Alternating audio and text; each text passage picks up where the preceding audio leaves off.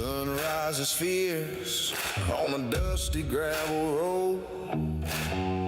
Black coffee steaming, shoulders buried low. Heart and scarred, Bible worn, calloused hands so true.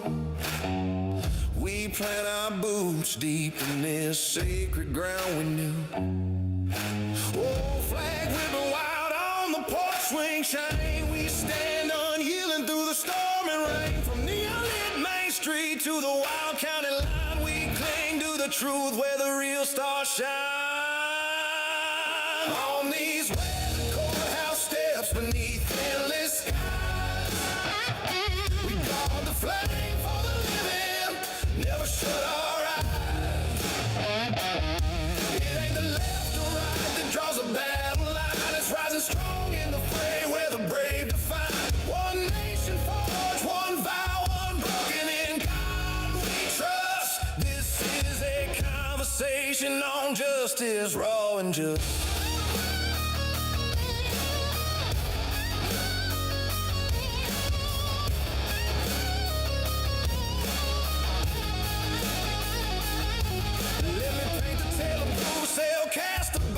True, stood firm in the tempest, saw the chaos through. Acting AG for Pennsylvania's proud domain. Held the scales of justice against the pouring rain. When the Senate fires raged and the spotlights burned, he championed the truth, never once he turned. The prosecutor still with a steady guiding hand, upholding order for the law across the land.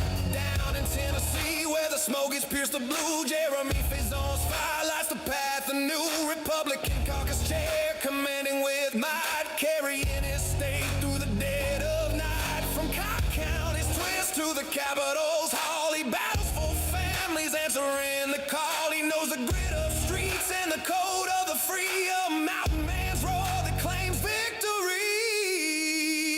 Yeah. On these weathered courthouse steps beneath endless skies, we guard the flame for the living, never shut our eyes. It ain't the left or right that draws the battle line. It's rising strong in the fray where the brave define. One nation forged, one vow unbroken. In God we trust. This is a conversation on justice, raw and just.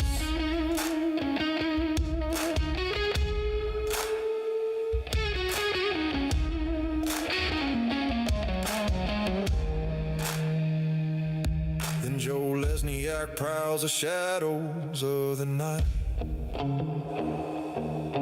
Chief of the task force igniting the fight. Hunting down predators, shielding the young and pure. Ossicock sentinel, making justice endure. He treads the darkness so the innocent can thrive, while knowing Patty's charges where the truths collide.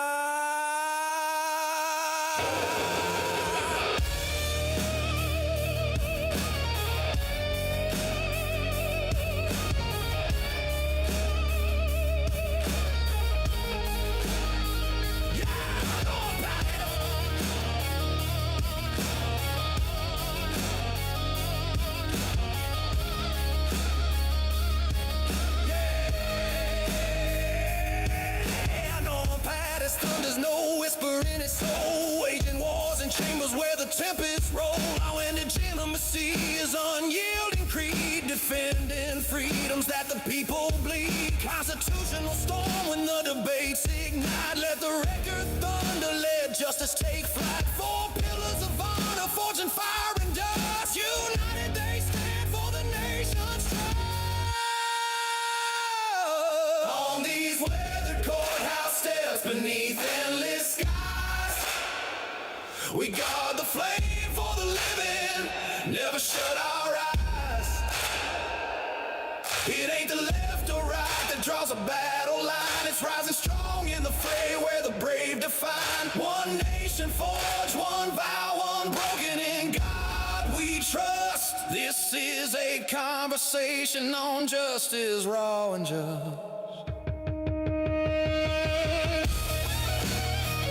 Yeah, we hold the line.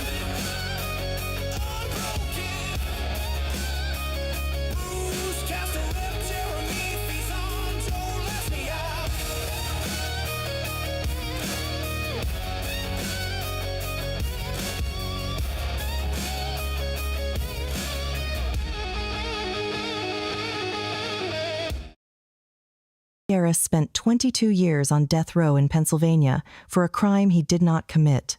Yaris, a central figure in the Netflix hit documentary, The Fear of 13, now joins Nick the Hat as they film the highly anticipated second part of the documentary. In this sequel, they delve deeper into the corruption Yaris exposed. Here's a sneak peek inside. My name is Nick Yaris, and I am the author of a book called 7 Days to Live. I'm also featured in a film called Fear of 13. It is a documentary currently on Netflix. It's a real truth that our prisons are a reflection of who we are.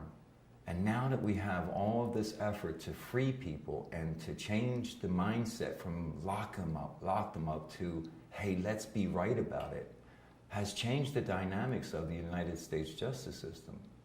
So I like to go forth with a positive message that despite the fact that I spent 23 years in solitary confinement on death row, waiting to be executed for a crime that I didn't commit, it wasn't personal. And as such, I could develop from that a good rapport with myself and develop enough that I can go forward and speak. When I first got out of prison, my mother sat me down and she asked me to listen to her very carefully. She said for me to get out of prison and not be a nice person was a waste of time for everyone.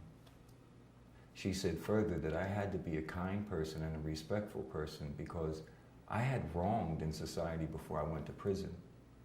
I wasn't a nice person when I was arrested, and I should always be humble for the lies I told and the things I did. Otherwise, there's no point in telling anyone I changed if I don't act differently.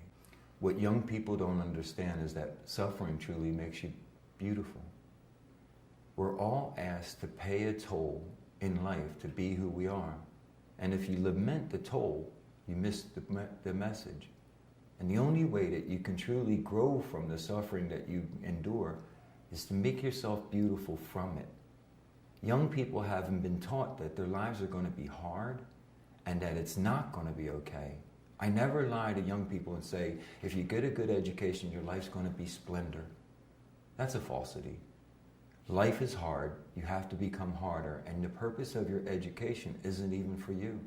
It's so that you can nurture and care for your parents with wisdom when they're dying. Feelings change time. If you don't believe me, the very first time you hold a child, or the very first time you held someone you truly loved, that moment was special, so it lingered. Time doesn't change, it's us. And the one thing that I really found out that was beautiful about time, if you want, you can embrace the loss of it as much as you embrace the gifts within it. I don't miss 23 years of my life the way that people think. Because the whole time I was alive, I developed. So how could I have lost anything? If you think about it, I actually went 14 of the last years without a human hand touching me. If I was taken out of my cell, I was embarrassingly stripped naked. I had my clothes handed to me after they were searched. And then I had handcuffs put on me by rubber gloves and a dog lead put on the. They would pull me by the lead. They wouldn't even touch my arms. And if I was sometimes being transported, they used to put a 50,000 volt belt around me in case I did anything because I was so dangerous. But the very first visit I had was with my mother. After 14 years of no human contact, the fact that I had leg irons on or I was strapped up with 50,000 volts didn't matter. In that one moment, I understood home. And that understanding was worth every day for 14 years. I felt love the first time I saw someone murdered. I felt really bad for his family and for everyone that was never going to see him again. And I felt love for him in his dying moments because I was going to probably be the last person that loved him. I was only 22 years old and I was scared. But I figured it wouldn't matter to him, he was dying, so why not just love him while he... Somebody stuck a screwdriver in his head.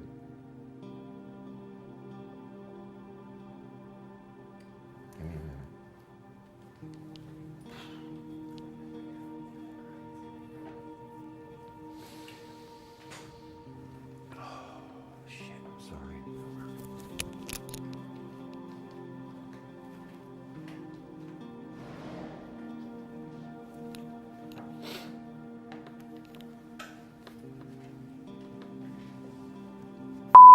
looked at me and said, am I gonna die? What the f was I gonna say?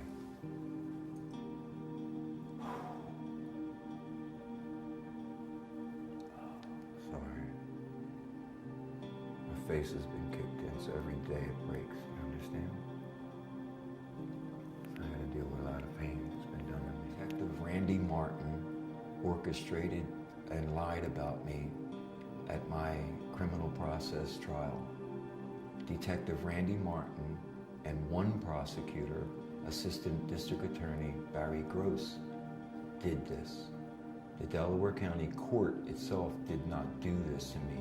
And I think that there are some very fine prosecutors and police officers ashamed by these two individuals, and I would never blanketly harm or think negatively of a whole group. And so I only have to think about forgiving Randy and Barry. I don't have any other issues with others. Slammed his foul case against the courtroom and screamed, "Motherfucker, you will never leave this country alive," and then spat in your face.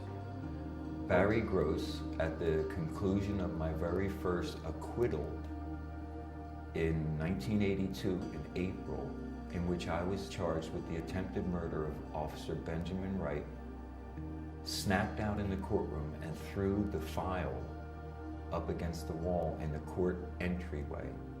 He had a very similar outburst, and it's documented, at the conclusion of the Nikki Scarfo homicide trial in which Mr. Scarfo was acquitted.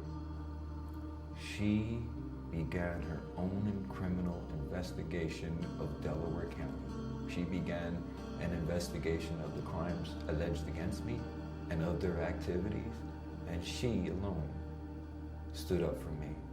And the fact is, a mother knows within her she cannot give up on her child if he's right.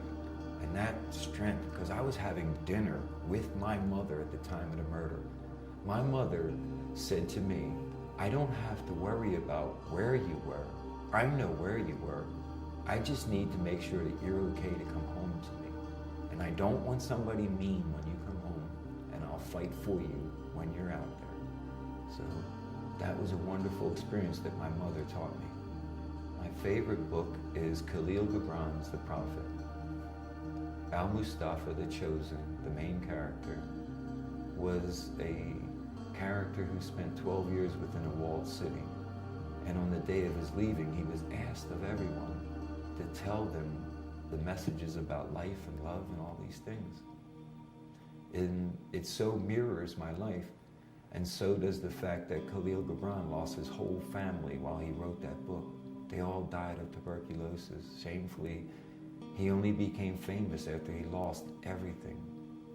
So again, the parallels touch me, and that's what it is. I love an author like that for what he struggled for, not just for what he wrote. So I think between Rudyard Kipling and Khalil Gibran and definitely Elmore Leonard, who I love to write like, those are the three that just capture all of the great storytelling. In the 80s, when everything changed for us psychologically because of the onset of the crack epidemic, we thought that incarceration and mass incarceration was the answer. Then the private corporations got involved and privatization of our prisons started to take off, and we really lost our morality. But now, through a lot of eye-opening acts of exonerations, we're changing things so that now we have integrity units, conviction integrity management units.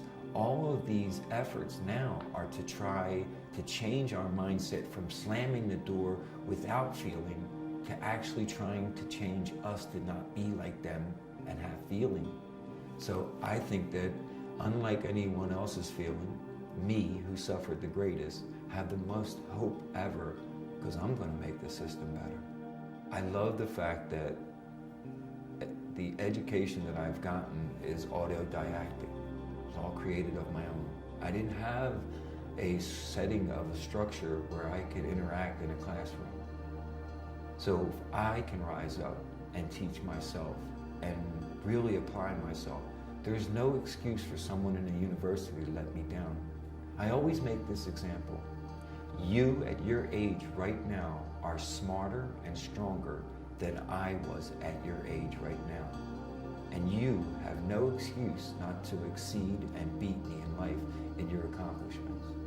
And to not do so is to let yourself down, not me. Because you should be a beautiful person who is exceeding because your self-belief drives you. Not the reward of your ego being stroked by someone else saying, great job. But you did it because you love yourself enough to do it. That's what drives me.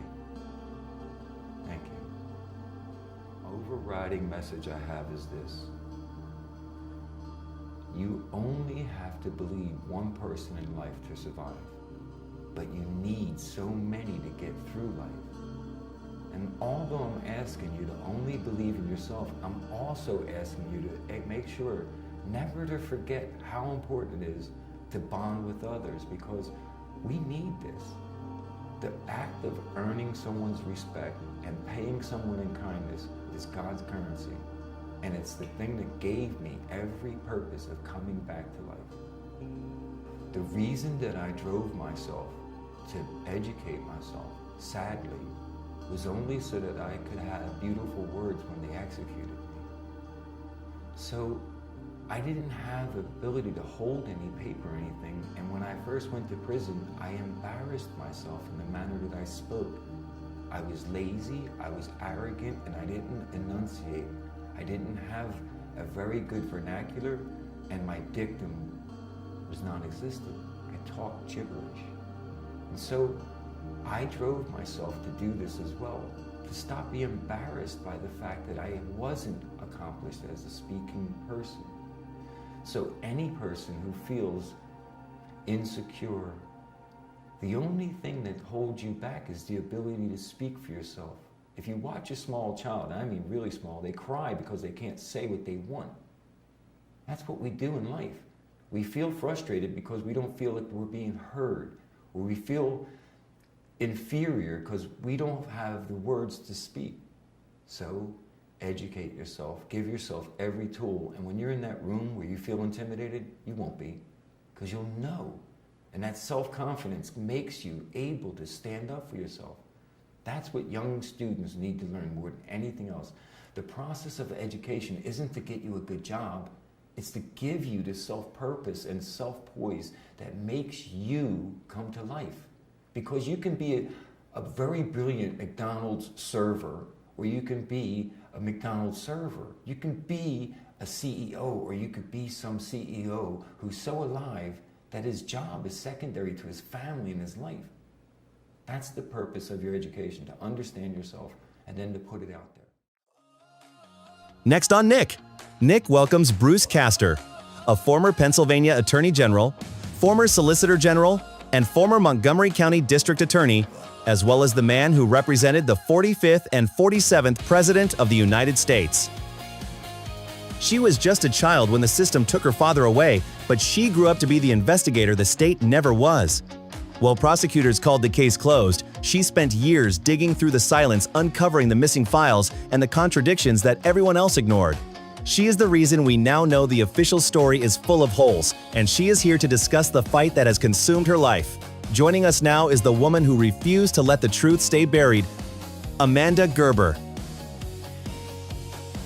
Well, yeah, and I was thinking the same thing with Bruce on the other side. With his credentials and his experience, he's the guy I call when I need advice. So to have my mentor on with me is really humbling and special. So in the impeachment. So this was well before the January 20th date, where President Biden would be sworn in. And if people remember, it was kind of a peculiar day because on January 20th, I was at that point thinking I was going to be representing the president in the impeachment. And I'm getting that feedback again, by the way. President Trump flew to Florida in the morning on Air Force One because he was still president until noon, and then President Biden was sworn in. Well, it turns out that Lindsey Graham flew down to Florida with the president and bent his ear the whole way, and got off the airplane and announced that a group from South Carolina would be defending the president in the impeachment. So I saw that, and I called up the guy from the White House, and now formerly from the White House, and I said, "Does that mean that we're out?" And he goes, "Yeah." And then there was this weird pause, and then he said, "But don't lose our number." So I guess he figured that these guys from South Carolina were not going to get the first team, get to be on the first team. And 2 weeks later, the exact same process plays out. My cousin calls me and says they changed their mind. They got rid of the team from South Carolina and they want you back. And I had seen that Rudy Giuliani was saying that he was going to defend the president. And I said, well, I don't want to. I mean, I like Rudy, but I don't want to be doing it with Rudy, because he had become somewhat less of a legal presence at the time. And was this before or after he had hired you, Rudy? Because I think Rudy retired. Oh, it was way before. Way before. Yeah, okay. Way before. It's funny because he needed a lawyer, and then you ended up being the lawyer. Yeah, when he needed a lawyer, he hired me. But so my cousin told the White House, and the White House said, "Well, then Rudy's out and Bruce is in," and that was it. What I ended up happening is I ended up losing 2 weeks worth of getting the case ready because of this situation in South Carolina, and it was actually ends up being a kind of a big hassle because that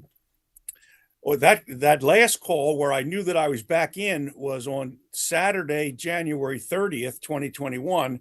And the answer to the articles of impeachment were due on February 2nd.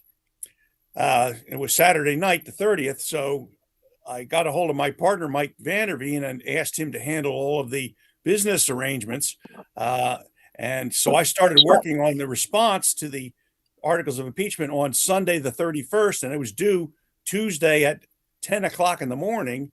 And I worked straight through on them, writing it without going to bed. And, I was able to do that when I was in my 30s and investigating murders, but almost 60 years old, I was having a great deal of difficulty staying awake. And there were 2 overnights, all-nighters there. And then I had one more down in DC. And I have to say that my stamina to stay up all night doing work is not what Joe Lesniak's is. Let's put it that way. I'm getting there too at 47. So yes, I remember those DA days at 30, doing things, going to bed at 4 in the morning and getting up at 7 and being able to function. In the same clothes too. I remember that. You were able to do that, but not when you're almost 60. Now I'm 64 and I definitely can't do it. Oh. So speaking of, it's funny, Joe, you represented, and I don't think Bruce knows this, you represented Bill Cosby in a weird, funny situation. Do you want to fill him in on this? It's his backyard, and I just want to. Luckily, he's not. It's not when you were in power, Mr. Castor. If it was, that'd be a problem because now it's very petty. Tell them what they did, Joe. So while Bill Cosby was in jail, they cited him, and the Cheltenham police or Cheltenham Township cited him for overgrown yard as well as garbage, too much garbage and his garbage cans. And actually, while he was in jail, he got issued several citations. I think it was 4 or 5. Citations by local ordinances for violating rubbish and other sundry things regarding his property that he was not able to maintain because, of course, he was a ward of the Commonwealth of Pennsylvania at the time. So I assume what they wanted was for them to just go through and for Cosby just to pay them. But Mr. Cosby got out suddenly, and we filed our nose to defend, and all of a sudden we were able to get them withdrawn because I don't think anybody after the slap that the Supreme Court gave the person who took over 2 people after you, Bruce, that Montgomery County wanted another slap in the face is my guess, and so they moved on from those citations and quietly withdrew them. The opinion that released Mr. Cosby, first of all, I've been a lawyer for 40 years, and I've been in the court system for 44 years. 44 years this month. I have never seen the Pennsylvania Supreme Court release anybody from the bench. I've never seen that happen. You cannot believe how outrageous the conduct has to be for the Supreme Court to do that. Usually, I can't remember, even in the case with with Jay Smith and the Attorney General's office hiding the crystals between Susan Reinert's toes, which is a famous case. There was a remand, and then the local judge ruled that it would be double jeopardy and released Jay Smith. But there's no remand, no nothing. You know, you're really bad by a 7-0 vote. Let him out. It was the meanest opinion with the most outrageous remedy I had ever seen. Now, I'll stretch your memory, Nick. During the time when I was investigating Bill Cosby, there was some suggestion that I had a conflict of interest because that same house that Joe was defending the citations on, my father represented the seller of that house when Cosby was the buyer, because one of my father's partners got sick and my father had to cover for it. And they tried to claim that created a conflict of interest for me, whereupon I didn't even know any of this.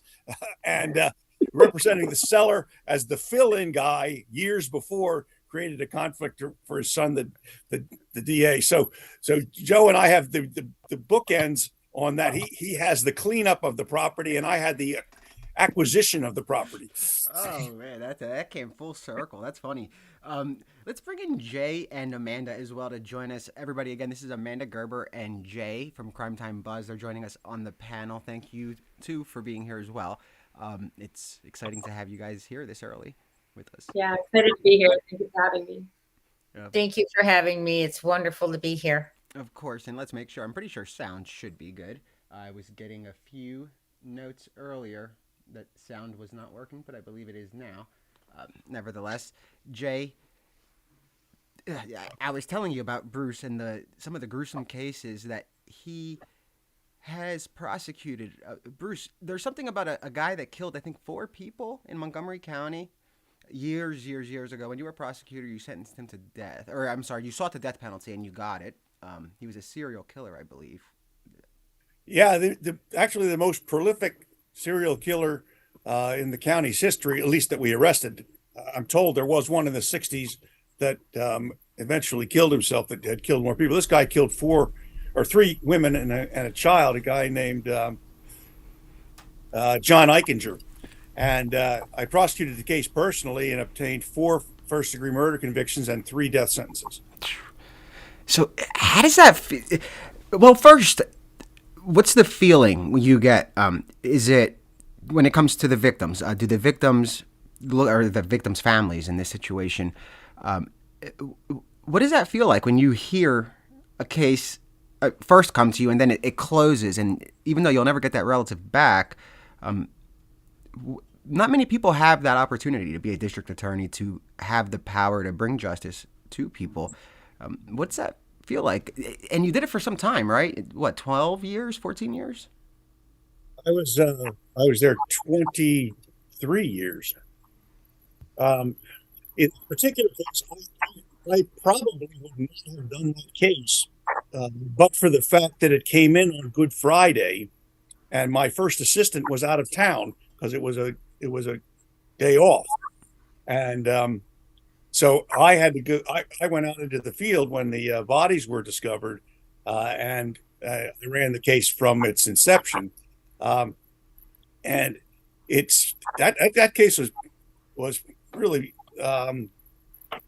one in the investigation. The Upper Marion Police and the county detectives did a marvelous job, and of course, I'm able to, sit in the center of the spider web and obtain information from the detectives who were out doing the interviews and whatnot that I had asked for, and things that they figured out on their own, and then they would send the information back to me. And when it reached the point where we had enough evidence, I could make the arrest.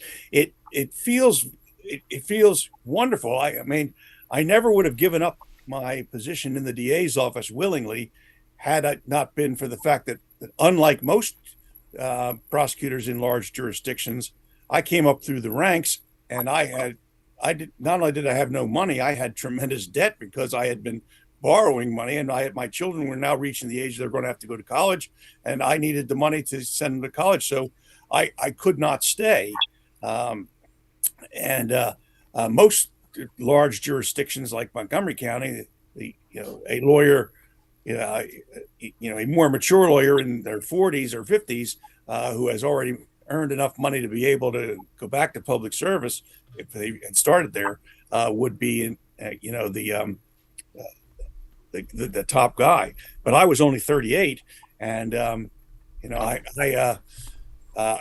had spent all those years in the DA's office, and then as district attorney. I mean, I became first assistant when I was only 31. So wow, that's fast. You moved up quick. First assistant at 31. I started there when I was 23 in 1985. I turned 24 in October. I became first assistant in December. You went right to law school, right out of high school. Or you went to college and then went right for law, right? I guess. Yeah, I was a year ahead. And then I became first assistant in 93. So I was 31, and then I turned 32 in the fall, and then I became DA in 38 when I was 38. So yeah, it was fast. But I mean, one of the great things about the DA's office under Mike Marino was you moved from the pre-trials division to the trials division based on seniority, but from every promotion from that forward was all based on merit. So it's very easy to ascertain whether a prosecutor is doing a good job because the cases he tries and the big cases that he handles, they result in convictions and guilty pleas with substantial sentences. So it's not that hard to figure out. It's almost like baseball batting average. You can't fool people on that. You either have it or you don't. Yeah, and it's fascinating. Jay, you cover only, I think, missing children and true crime. Your background, you were a teacher, and obviously you have a heart for children. Coming from somebody that sees, have you ever had a student, I guess, in your school or a family that you witnessed have some tough time in the legal system, whether they're victims, something to that effect? I want to kind of pick a brain of a teacher on that, and then I'm going to circle back as to why. I have. I've been on, well, one time I had a really interesting call. I had received a call from an attorney asking me if I remembered a student that I had years before. And I had vaguely remembered the name, and she wanted to know what I remembered. And I said, not too much. We had absence, issues that, suspension in and out. And it turned out the reason she was calling me is that he was going up on trial for murder because he had been involved in a drive-by shooting that occurred in Arizona the summer before, and they were looking for character witnesses for him. So that was really interesting. I didn't contribute to it as far as, because I felt like I didn't have the knowledge of a relationship with him, but that has always stuck with me, is because you really, we don't know when we're teaching them what their future is going to be, what calls we're going to get, later on about their lives. We're immersed in their lives at the time, and yes, I've also had situations where, we've had to call in, reports of abuse or, suggested abuse and things like that. So it does tie you into the families, what's going on. Yeah, so the reason I guess I jumped into that was public service comes down to working together, a lot of unity. And the one thing that public service doesn't really have is a unified system.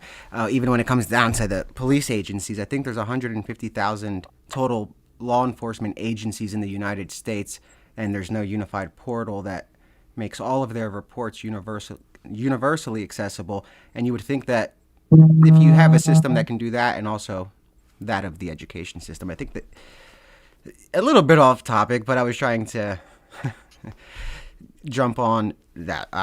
I'm going to cut to a quick break, guys, and we're going to have a recap on the case of Gary Gerber, and we'll be right back. It was supposed to be a closed case, but 30 years later, the cracks in the foundation are finally starting to show. Yes.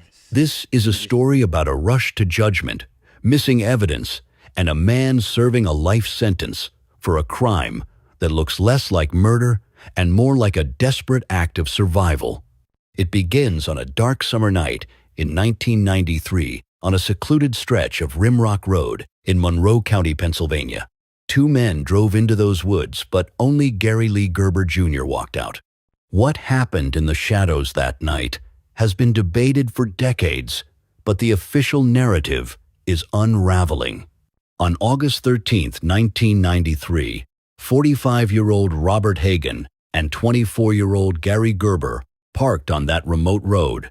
The prosecution wants you to believe this was a cold-blooded execution, but Gary tells a different story. He tells a story of fear. He claims he was sexually assaulted, and in a panic, he defended himself. Yes, there was a knife, and yes, there was a struggle. Bleeding and terrified Gary fled the scene. The prosecution anchored their entire case on the gruesome state of the body found later on a bridge on Route 611, implying he was run over intentionally. They painted Gary as a monster who cleaned his car to hide his guilt rather than a scared young man trying to wash away the trauma of a sexual assault. Then there is the silence. 13 years passed before charges were filed. 13 years where evidence sat gathering dust and memories faded. Why the delay? If the forensic evidence was so damning, why did it take over a decade to build a case? Rumors swirled about cover-ups and law enforcement protecting their own. But when the gavel finally fell, the state decided it was time to prosecute. Gary initially pleaded guilty to third-degree murder, admitting to the stabbing under the duress of assault and alcohol. But when he realized he had a viable claim of self-defense, he withdrew that plea. He chose to fight for his innocence, and that decision exposed him to the full wrath of the justice system. The trial, in July 2010, was a masterclass in prosecutorial overreach. The state relied heavily on Trooper Frank DeAndrea, a man who testified as a crime scene officer but was allowed to offer expert opinions on accident reconstruction. He told the jury the victim was run over twice, once forward and once in reverse. He interpreted tire impressions and blood patterns to suggest deliberate malice. The jury trusted his badge, and they convicted Gary of first-degree murder, sentencing him to life without parole. But what the jury did not know, and what is only coming to light now, is that the foundation of that testimony was built on sand. Gary's appeals were denied one after another. The courts shrugged off the fact that DeAndrea's expert opinions were never properly disclosed to the defense. They ignored new DNA evidence that could have excluded Gary from certain blood samples. The system protected the verdict at all costs. But the system did not account for Amanda Gerber. Gary's daughter refused to let the truth remain buried. She fought to intervene. She fought to see the tire casts that supposedly sealed her father's fate. She was stonewalled and told she had no standing, but she kept pushing. And then, in the summer of 2025, the dam broke. Trooper DeAndrea, the prosecution's star witness, filed a sworn affidavit that shatters the state's timeline. He revealed that a multi-page report he wrote, documenting the collection of those tire casts, has vanished from state police files. Gone. He admitted he cannot even confirm if the casts shown to the jury were the ones he collected because he never examined them in court, and they lacked his initials. He confessed he is not a tire impression expert, despite how his testimony was used to lock a man away. Even worse, he stated he tried to speak to the district attorney's office multiple times but was silenced. This affidavit changes everything. It suggests the chain of custody was broken. It suggests exculpatory evidence was lost or withheld. It validates what the defense has argued for years, that the forensic narrative was manipulated to secure a conviction. Gary Gerber sits in a cell today because of tire tracks that cannot be authenticated and a report that cannot be found. Witness a procedural nightmare that has cost a man his freedom. As we look at the new evidence, we have to ask ourselves if the system is interested in the truth or just preserving a conviction. The fight for Gary Gerber is far from over. All right, guys, welcome back. So the reason I'm bringing this story to light now is I met Gary when I was at SCI Cole Township. It's a maximum security facility. Gary runs the law library over there, and everybody goes to him for advice, including the staff. The staff speak very highly of him. Superintendent McGinley, I think that's his name if you're watching, you run for a prison a great atmosphere. You allow the inmates to do their research, to go to Gary, to seek help, and it's interesting. Now, my biggest fight, or I guess, there's a lot of angles in this case that have holes. One thing that I can't wrap my head around is that Gary had pled guilty and was given a 10 to 20 year sentence for the crime that they alleged was extremely brutal. So he took the deal. And then he finds out that there's exculpatory evidence. So he fights to withdraw that guilty plea, and the Commonwealth fights back. They argue, no, you can't take it back. You earned this 10 to 20. He wins at the superior court level as far as getting his plea reversed, and he gets to go to trial. The Commonwealth then appeals that to the Supreme Court, trying to stop it. It gets denied, so he has a chance at a trial. His lawyer drops dead. I believe the day the trial was supposed to begin, or around that period right there, of a heart attack. He didn't get a continuance to get new counsel, so right there is another red flag. The counsel that talked him into taking that self-defense angle is now dead. And Gary was left to fend for himself. The prosecution then sought life in prison and changed a 10-year sentence to life without parole.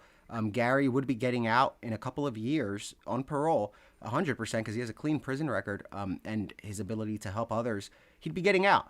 And I know there are trial taxes, and I had experienced one myself. But when you impose a trial tax and make it a life, that sends a bad message. Correct me if I'm wrong, Jay. And this is members of the public, and then we'll get to the prosecutorial side. But when you take a deal and you're given, okay, a 10 to 20, you figure maybe if you get found guilty, you'll get 25 to 30 years, but you still have that little gap for parole. Cutting that line of life, that light at the end of the tunnel, is detrimental to the system. Is it not? Jay, do you think? What's your take on this? I think most definitely, Nick. I think it's so interesting that he went in with a plea deal for 10 to 20. It ends up he's now life without parole. And I guess as I was looking at this case, I was thinking, were they more focused on a conviction rather than, and I hate to say it, the correct culprit, the correct scenario? I don't know. But it does seem like it's a little off balance to me. And sorry, I jumped right into it. Welcome, Amanda. Thank you for coming on and talking to us about your life, about your father, and in general. It's an honor to have you.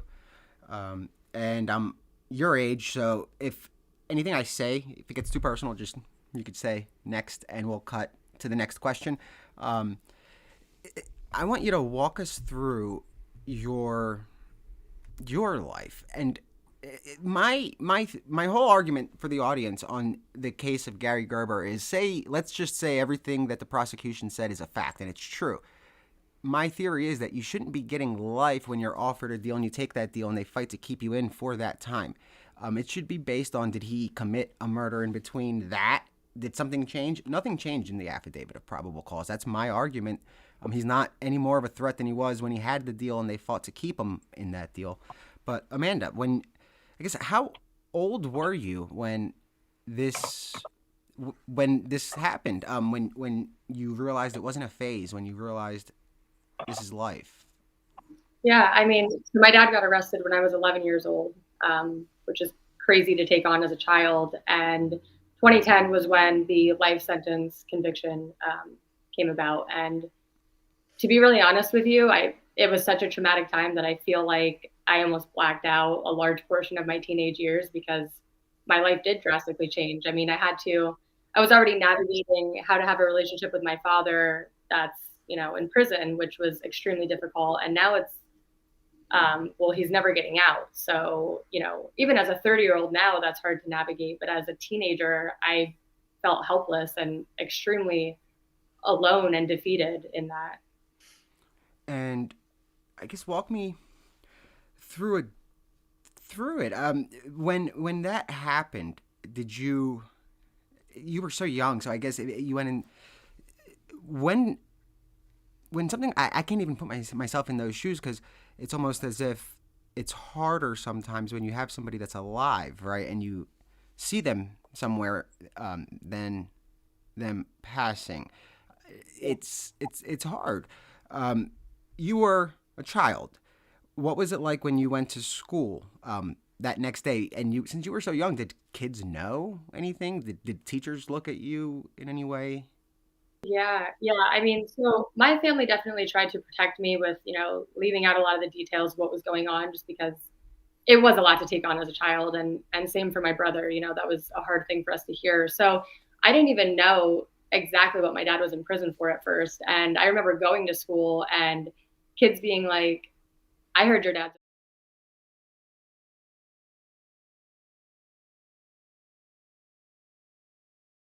It was complete news to me because I didn't even really know what was going on. And I respect that, my family wanted to protect me and not telling me every detail. But yeah, so then to hear it in school from my peers was really defeating and really isolating. And I know I can't fully speak for my brother, but he was a bit older than me and he had a really rough time. And it definitely trickled down into my life as well. So, teachers did look at us differently. By all means, I had some really great teachers who supported me and tried to guide me through this difficult time. But I also had a lot who kind of viewed me as this kid that probably wouldn't go anywhere in life or, be able to overcome this dark cloud that hung over myself and my family now. So yeah, that was hard. May I ask, Amanda, at what age did you start to learn what really occurred, the details? Shortly after his life sentence, I mean, I obviously started to ask questions, but even then, I never read like transcripts or details on everything that happened. So I would say maybe when I got to college age is when I really started to dig into everything and try to understand the facts of the case myself. Mm-hmm. And when you were going through the facts of the case, what was it that really stood out to you? And I know you've brought a lot of attention to the case, and that's why I'm asking you, what really stood out to you that you grabbed it and it became really a movement for you, a goal? Yeah, I mean, once I started to understand law a bit better, because until that point, I really didn't understand anything about the law. I, of course, heard my father's side of things, and I had done my own research, and there were a lot of things in like transcripts where it just felt like it was an attack or it was cornering him into something that wasn't really true. And that kind of made me feel like, okay, well, there has to be more to this. And I mean, if you look at the facts of the case, there's so much. There's so many hidden things. There's so many different stories, and none of them really were cohesive or made sense. They all said something different. So to me, it was kind of like, okay, well, there's a truth here, and no one's really telling that full truth. So we need to find it. I need to find it myself. And that's a fight. I mean, and it shouldn't really be a fight, right? If it goes to trial, Bruce, once a case goes to trial, and I'm asking this because she has filed FOIAs to get stuff like tire impressions and any kind of evidence from the case that was withheld, and they deny requests instead of saying we didn't withhold any evidence. But as a prosecutor, does the family have a right to review the case and the file to see if there's anything they can do, if there are any holes? Because you know that there are wrongful convictions, but say this isn't a wrongful conviction. Say this is just not first-degree murder. That's what, and I'm sure that Joe has probably been holding himself back too. Remember, he did the killing. Okay, there's no question about it. So the question is he excused from doing the killing? Well, that's in debate because of the trooper. The trooper says that he testified wrong, that there might have been a second vehicle that ran the individual over, killing him, and that was the reason the trooper took back his testimony. So there might have been a second vehicle there, just to put that. Well, okay, but let's understand. First, he pled guilty to third-degree murder, which is an intentional killing with malice. Next, he goes to trial and he defends on self-defense. It is very hard for me to believe that he's going to go into court and twice say that he did the killing. The first one is a negotiation because he's afraid of what might happen if he gets convicted of first-degree murder, and I can understand wanting to withdraw the plea if he has a viable self-defense claim. But you're talking about three different things. If you're talking about taking a guilty plea to avoid the possibility of a first-degree murder, going to trial and saying that it's an excused killing or a manslaughter, and then after both those things fail, a third thing saying I didn't do it altogether. That's very hard for me to put the pieces together. There's also one other thing that you have wrong in the predicate. An advanced third-degree murder, the next step up from third-degree murder that he pled guilty to and withdrew is first-degree murder. There is no step in between first and third, because second-degree murder is a killing during a felony, so that doesn't count. And so the next step up from third degree is first degree. First degree is a mandatory life sentence, so you can't have 25 to 50 if you were offered 10 to 20. Don't you see that as, I mean, I know that you can't do anything about it because that's the law, but don't you see that as a little bit weird how you have to be forced as a prosecutor to pick, okay, well, if I want to hold this guy, I'm going to have to do a life sentence or this with, it's almost like negotiating, but that's a rather harsh negotiation. I mean, adding 10 years is one thing, but life, Well, at the time, the generals, what you were complaining about is the General Assembly problem and not the district attorney's problem. But at the time, the third degree, because the law at the time of the killing is what's in effect, not what the law is now. The law at the time was the third degree murder had a 10 to 20 year maximum sentence. Now it's a 20 to 40 year maximum sentence. The legislature changed the law to deal with the problem that you're talking about. So that problem has been repaired. The fact is that the prosecutors are dealing with a prosecution in modern times, so to speak, from a killing that occurred before the law was changed to deal with the problem that you are talking about. And, I mean, the things that I have heard so far, none of these things are the prosecutor's fault. Yeah, no, that's the thing. That's what I mean. It's not. And you guys should have more say if you're going to be dealing with the backlash too. So the legislature, those lawmakers, they don't get these complaints. It's you guys. You guys as the DAs get the complaints, even though you can't really, you work with the law. I have to tell you that I don't know the thinking process that went into bringing the charges here. But if I had been the guy making the decision, and I had decided that there was enough evidence to convict this man beyond a reasonable doubt of first-degree murder, and I allowed him to plead guilty to third-degree murder for 10 to 20, and he withdrew that, I would have been seriously pissed off to the point where I would have fought it tooth and nail, and then if I lost, I would have done everything I could to bang the guy. Because I have to think about the next 100 people who walk into my office and want a deal, they take the deal, and then they change their minds. So, now, whether the decision that there was probable cause to believe that a first-degree murder was committed, whether that was the correct decision or not, that I can't tell you. What I can tell you is that I did this for many years, and I don't believe any of my decisions have been overturned in that arena. So I think I have a pretty good idea of how to do that. And I thought I saw in one of the things that you had sent around that a defendant in an action to try to make the Commonwealth do something was Dave Christine, who was the DA in Monroe County. I happen to think very highly of Dave Christine. We were colleagues together, and I think that he was a very good prosecutor. So I have difficulty thinking that he would make a severe mistake. Now, some of this stuff that you've talked about the trooper and it wasn't your voice, it was somebody else. Yeah. It was the promo voice. I mean, it didn't make any sense to me that the guy doesn't get to testify in court concerning his own casts. How does that get into evidence? I mean, some of the do you stuff have that on you? makes sense to me. Jay, are you able to break that down? What was he asking? The affidavit. So D'Angelo, he had said something. What was he seeking exactly from that affidavit? I think he essentially confesses to he's not an expert in the field that he testified in, and take it from there. Yes. It's regarding his testimony where Gerber's raising questions to the tire impressions and the tire casts. And he says that he created a multi-page report at the crime scenes, which is now lost.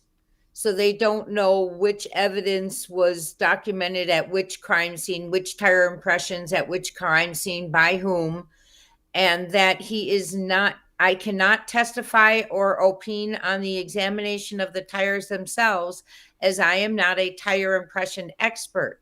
However, I can state with certainty that without being able to see what casts were examined, there is no way of knowing who collected them and from what location.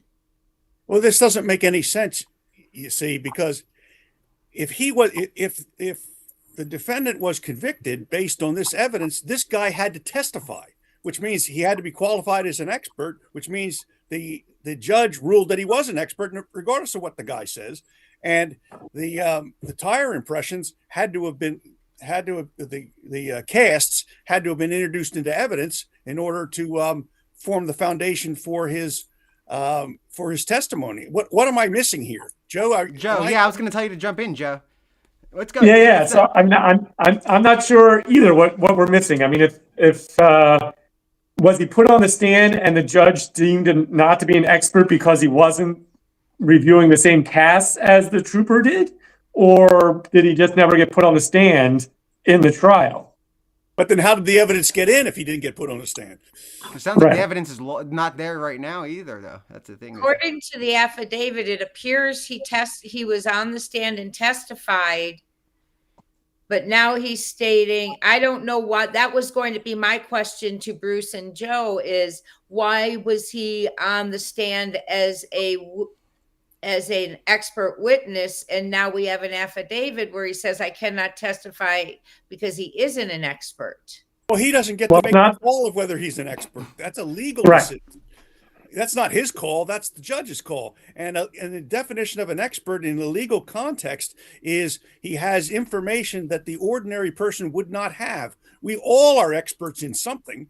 I mean, that's not a good way to build a case, though. I know, but you see, I disagree with you again, because if the credentials are not sufficient, that the jury should consider that his expert opinion is valid. That's a cross-examination thing.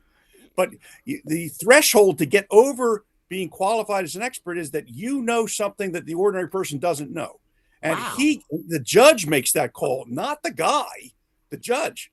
I could be an expert. Right, exactly. And there's a test. There's a whole test that they go through, and there's a voir dire. I mean, and so qualifications are tested before that person testifies, and the other side usually gets a chance to challenge and ask questions specifically of the person's credentials, and then the judge rules. And it is. I mean, it's a very low threshold here in Pennsylvania to be deemed an expert in something. I'll be honest with you, and so it is. What comes about then is whether the evidence they reviewed was the evidence or the tire tracks that the trooper took. I mean, that seems to be the issue, is whether or not he could testify, whether or not that he was an expert, whether or not he could testify to the evidence at hand, because the trooper wasn't able to verify what tire treads he took. And so But they should have been introduced. The actual casts or photos should have been introduced in the courtroom, and the guy could say, I can't tell these are the ones I took because my initials are not on them. The initials are in there. Jay, isn't there something about the initials not being on them? Yes, he mentions that if you look at the back of the dental stone cast to see what troopers' initials are in them, you would be able to document and collect them because they would be on the back. And I believe he said location, what time, date, and by which trooper. He said the missing report would have detailed what tire casts were taken from what location, at what time, date, and by what trooper, but that has all been lost. So if stuff gets lost, you guys are going forward in time. Go back in time when the report did exist. Go back in time when the guy testifies. That the judge ruled he was an expert. The cross-examination was insufficient to dent the guy's expert opinion, and he got to give the opinion. He doesn't get to give the opinion unless the actual tire tracks or photographs of the tire track casts are admitted as the foundation for his opinion. So now all those things happen. He gets convicted. Now we go forward, and now we wonder whether the conviction is warranted or not. So we're trying to recreate what the way the evidence stood at the time of trial. Now the report's lost, and now the guy's saying, I can't tell whether the casts are the ones that I took. Okay, I believe you that the thing's lost, and I believe you that you can't tell. But back then, the report existed, and back then you had the casts, and he still was convicted. So what's the value of saying that I don't have these things now? What did the government and the court do wrong that led to a wrongful conviction? Well, I would start with, when you have an attorney drop dead, you should have a continuance, definitely, but for a few months in a murder situation. When I agree. Life. So that, I agree, but did the Superior Court or the Supreme Court say so? No, they. Well, then there must have been a good reason for that, because he must. I mean, that's crazy. I agree, that's crazy. Yeah. But I got to tell you that I had a long experience with the appellate courts in this state. They almost always get it right. They make a mistake now and again. Yeah, but the judge must have had a really good reason for making this man go to trial with his lawyer drop dead. And I cannot believe that good reason standing up in the Superior and the Supreme Court, and that all those guys got it wrong. Remember, go back to the Cosby thing. The preliminary hearing judge ruled against my position. The trial judge ruled against my position. 3 judges of the Superior Court ruled against my position. A panel of 7 judges of the Supreme Court ruled against my position. Then the Supreme Court 7-0 said, you know what? Bruce was right all those years ago. So it is hard for me to believe that all these judges. But look how long it took back and said, for you, though. That it wasn't fair. It took what? That investigation 2005.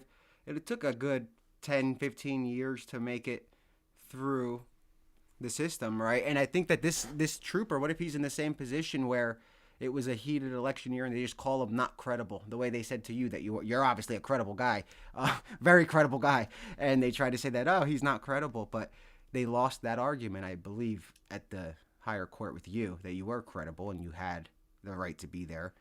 Actually, the Supreme Court simply ignored it because it was so stupid. Yeah, it was ridiculous. They literally said the incoming DA doesn't like it, so it's not on him. Well, on that, and it put into question as a defense attorney, every plea bargain, that I get now goes into question because, we have a new DA coming into Delaware County. So does that mean any plea bargains that have happened in the last 2 months are now put up to question because there's a new DA being sworn in January, 4th or 5th? Then that's ridiculous. So as a defense attorney, do I have to advise my client, every one of my clients, hey, this was an offer before, and yes, you took it. We agreed to give a deposition because of it, and now your immunity might be gone as of January 5th because a new person takes over.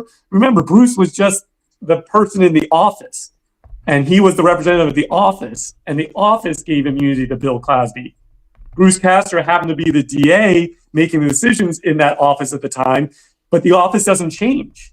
Like when Kevin Steele took over, it didn't change the office made the immunity deal. And I think that's what the Supreme Court finally ruled, is that, hey, we have to have continuity across human beings versus the office. So Bruce Castor served in that office for a period of time, but he gave that immunity as the office of the district attorney, not as Bruce Castor, the district attorney. Yeah, I gave it as the sovereign. And when I Right. testified that I was the sovereign, they ridiculed me. But the Supreme Court said, no, the sovereign is the Commonwealth. And I was speaking as the Commonwealth at the time. Right. And that's the thing that amazed me, that they were trying to argue that it's just a press release. It's nothing. You shouldn't memorialize this as a promise.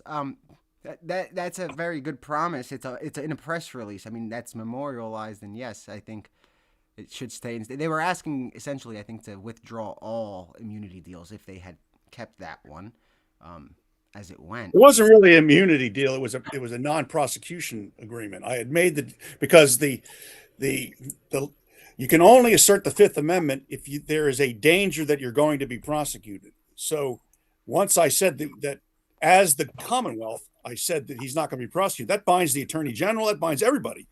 As the Commonwealth, you're not going to be prosecuted. That eliminated the ability to take the Fifth Amendment. And immunity is different because there's a statute that governs immunity. Interesting. And that's something that has definitely captivated people because they misunderstood a lot of that appeal. Jay, I don't want to jump way off of the track here. Mm-hmm. If you want to hop in back to... Oh, I'm sorry, Nick. No, go ahead. We have a little bit of a lag going on. So, well, my question is, so as far as what we've just shared about the affidavit and what's coming out, and for justice, do you feel the fact that the information has been lost, has been misplaced, that justice has been served or needs to be re-reviewed in order to have justice for Gary Gerber? Who's that? Who are you asking? Either one of you, and either Bruce or Joe. Let's see both sides of the coin there. I can't answer it because I don't know what happened at the trial. I was hoping Amanda might pop in here and say that the guy had half of his testimony was stricken, or they didn't show him the casts, or he couldn't identify them, or he wasn't qualified as an expert. Because all of these things that we now have, this affidavit and the lost report, are of no value if we did have the correct opinion and he testified fully, and we did have the report at the trial, and everything went into court correctly. Now, if everything went into court and it wasn't correct, and we're now trying to cast doubt on the viability of that evidence in the future, and we've lost the report and we can't identify underpinning evidence, now you have something to work with. But I don't know what happened in court that led to the conviction that we now think is suspect. Why do we think it's suspect? Because that affidavit doesn't make it suspect.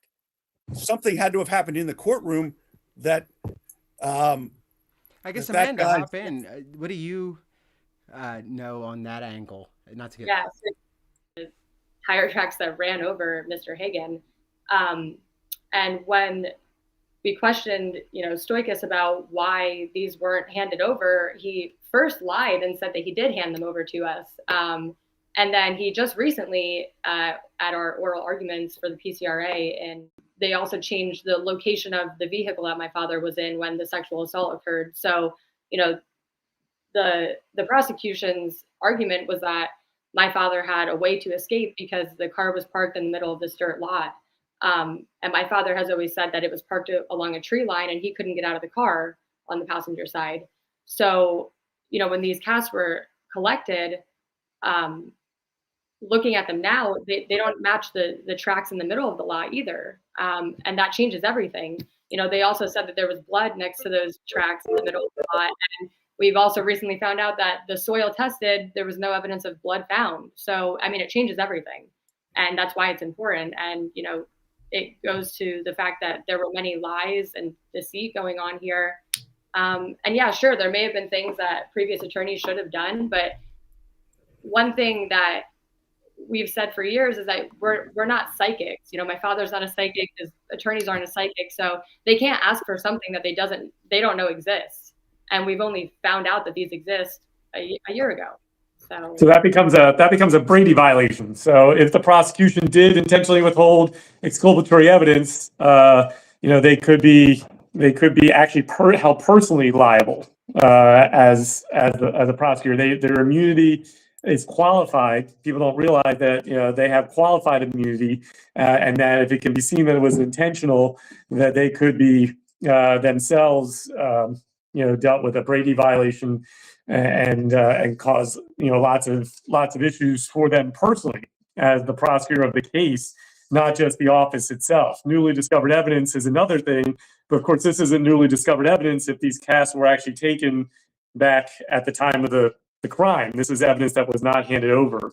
And so if the defense team can prove that they were exculpatory in nature and could have in fact somehow made the beyond reasonable doubt standard be put into question, then that could be a major issue for retrial, major grounds for retrial, or for a Brady violation, and the prosecutor be held personally liable. So those are two areas that if what you're saying is true, could become an issue. So they could never come up at trial because they were never brought to your attorney's your dad's attorney's attention. Now, of course, the original attorney has passed away, but as any good defense attorney has, meticulous notes usually and files that would show what evidence came in. And discovery is a very important component of what we do. Having the whole story is important, and there are times where it's not intentional, but the prosecution may forget things. And we look in the police report and we go, oh, there was a 911 call made by my client. Do you have that? Oh, well, let me take a look. And then all of a sudden it comes about. Is that intentional? Is that Brady? No. But it does get to a point where if it does get through trial and now you have evidence coming out years later, 13 years later, that's a huge issue. Well, also an intentional Brady violation triggers a double jeopardy clause. That's the famous Jay Smith case that I was referring to earlier. That's the murder of Susan Reinert and her children in Upper Marion, Montgomery County. And Smith, it was prosecuted by the Attorney General's office, and Smith said that Reinert was murdered at the shore. And at her autopsy, they found 2 grains of sand from the seashore between her toes, and the Attorney General's office and the state police concealed that from Smith's defense. And the state trooper eventually died. His wife, widow, found the evidence in her attic years later, turned that over to authorities, and eventually the Supreme Court ordered a new trial for Jay Smith, and then the trial court and eventually the Supreme Court confirmed that the intentional violation means the double jeopardy clause of the Constitution, that he couldn't be prosecuted again. And Jay Smith was a bad guy. He already had severe convictions for other crimes in the past, but he went free on account of that. So what I echo what Joe says about the personal liability and about the Brady violation potentially triggering a new trial, but an intentional Brady violation of that severity could trigger the double jeopardy clause and no new trial. But that still doesn't get around the question of, if this guy testified, it's almost beyond belief that he wouldn't be asked, do you have any photographs or casts of the trial tracks that you're testifying about? That's just almost beyond belief. That was going to be my question.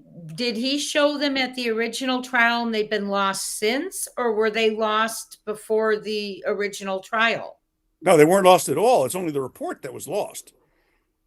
So they showed the images. Amanda, do you know if they showed the images of the tire casts and impressions at the trial? Yeah. And DeAndrea testified to those. And the reason his affidavit came about is that when he was on the stand for a civil proceeding that we're doing, we were asking questions that they wouldn't allow him to answer. And he actually came to me and said, I can't unhear these questions. And he felt that what was used in court at that time was potentially not evidence that he collected. And one thing that he told me is when he was there that day processing the crime scene, he left pretty early on to go to the morgue, and he doesn't know who collected what. He knows that he collected some casts. He doesn't know, because all measurements and all reports were lost, he couldn't even prove that those were the ones that he collected, because there was What no did he say in court, though? What did he say in court? That's the critical thing. Yeah, well, they said, I mean, he testified to the evidence that this was evidence that he collected. No, I wasn't at, I want to make that clear, I was not at court in 2010. I was pretty young, so I can't recall personally, but I mean, there's transcripts. Like those, I feel like if it's up in the air, it's almost like a similar situation. What if this guy is the breaking point the way you were, Bruce, in Mr. Cosby's case? We're not saying it as a fact. What we're saying is you just never know. And to have an original player come back into the field and want to say something, if you were the sitting DA, would you ignore a trooper that comes to you with a new affidavit? But he's not saying anything of value that I can tell. I mean, if he was telling, I can read what the affidavit says, but that's only of value if it's contrary to what he said at the trial. And you haven't given me what he said at the trial, and Amanda doesn't know. I mean, so if you give me what he said at trial, and he now says I lied when I was in trial, or I wasn't asked these questions, or something along those lines, that would open it. That I can give you a better opinion. But that affidavit means nothing to me. I mean, I don't agree that the prosecutors can't talk to the guy because he's been subpoenaed by the defense. I don't think that's true. But but as far as what he says, that's only of value if it's contrary to what happened in court, and we don't know what happened in court for the purposes of this discussion. Yeah, no, that makes sense. How about Joe? As far as when it comes to stuff like this, again, I'm still stuck on that life imprisonment for a tax trial. It just blows my mind. Yeah, but we fixed that. I told you. I know. It still blows my mind. Yeah. It still blows my mind. And the thing is, I mean, plea bargaining is plea bargaining. Like Bruce said, putting my prosecutor hat on, hey, you want to take your chances? You have every right to go to trial. You're constitutionally protected. What if you gave me advice and then you died? And I'm like, wait a second. The guy that told me to take this advice is dead. I need him. He was... Well, I mean, that's if that is, you would hope that a good attorney would have a file ready to go. I mean, that's that old adage, everything I need is up here, and then they, gets hit by a bus. I mean, that, it's unfortunate, and certainly the court had reasons why they didn't give extended time. I don't know what those were, especially if somebody's facing life in prison. But the decision of the DA to pursue first degree murder, even though he offered third degree, that to me is, that doesn't insult me as a defense attorney. That's what they do. You plead to a lesser charge, or you take your chances with and the thing is, remember, at the end of the day, there was a jury of 12 that found this person guilty beyond a reasonable doubt. Yeah. Now, whether or not they got the whole picture and whether or not the trial was put in right, well, that's for the Superior Court and the Supreme Court to decide. And that's why we have appellate procedures, because trials are messy. The thing is, the trial court is like the trauma surgeons of the system. We are dealing with things that, especially in criminal cases, Bruce can tell you because he's done civil cases as well. Civil cases, everything's laid out. Everybody's been deposed. Every piece of evidence has been looked at and re-looked at. Every person that's going to testify has hours and hours of transcripts. We don't have that in a criminal trial. Especially at the state level, where you're doing, criminal trials. I mean, there was criminal trials where I was doing, my jury was out on a case and I was picking the jury on my next trial, and so you don't have the same luxury, unfortunately, as you do in civil cases. And so that's why there's an appellate system, because trials and criminal trials can be kind of messy, and things can move rather quickly, and you're thinking on the fly, trying to make the best decision you can strategically for your client, knowing that you don't have the time that you probably need to make those decisions and to move forward. And so the appellate court, reviews it to make sure that, hey, everything went in clean and the record is clean and clear and it meets the law. So I'm not insulted by the prosecution's decision to try for first degree, even though they offered and took a plea for third degree. I mean, that happens how many cases have I worked out where I'm like, yeah, the evidence isn't as great as I think it is. My victim doesn't want to testify. I mean, there are all sorts of reasons that go into a prosecution's plea bargain. But once trial comes, I'm going to take the gloves off and I'm going to try the case, and then the jury is going to make the final decision. That's the great thing about our system is it's not the government that's making the decision. The government's job is to put on its case. And as the government, we understand that we are there to be kind of the neutral arbitrators. We're supposed to take the good and the bad, the evidence, and make a decision. But once you get to trial, that decision's been made. The evidence is there, and that the higher ups, the bosses, whoever has made that decision. In this case, is going to go to trial, and 12 jury. Hopefully, it can't be this cookie cutter. This is so crazy because in China they have better systems. I feel like I'd rather go to court there because this is so cookie cutter. I mean, you're telling me like there's no circumstance, there's no humanity, there's no element of humanity in the legal system. I guess every case is what, black and white. They're not going to put any circumstance. We're in 2026. We're going into 2026. We should have. I don't know whose call is it at the AG's office if you wanted to put AI in and spend like $50 million to get rid of your entire backlog and go through your integrity unit and see what cases are legitimate. Does an AG have that kind of pool to say, I'm going to spend $50 million to implement AI in my office? This sounds ridiculous. It's cookie cutter, but nothing you guys know, there are rarely identical cases unless it's a drug case, I guess. But there's not. Well, and that's where the defense comes in. I mean, that's why it's an adversarial system, and a good defense attorney is worth his or her salt, without a doubt, because their job is to humanize the client, to mitigate, to show, and there are times where I'll show the prosecution, hey, you don't have a case, and here's why. Here's what I'm laying out to you. Why? Because we're humanizing the client, but the system itself has no human element to it. If it only accepts like a machine copy paste, all right, correct me if I'm wrong. Wouldn't it be? Or would that cripple the system if you tried to do it based on circumstance instead of just a copy paste category? I'm not understanding the premise of the question, Nick. I mean, at some point, probably the chief law enforcement officer of Monroe County agreed made two decisions. The first decision he made is there is sufficient evidence that if it is believed, this man will be convicted beyond a reasonable doubt of first-degree murder.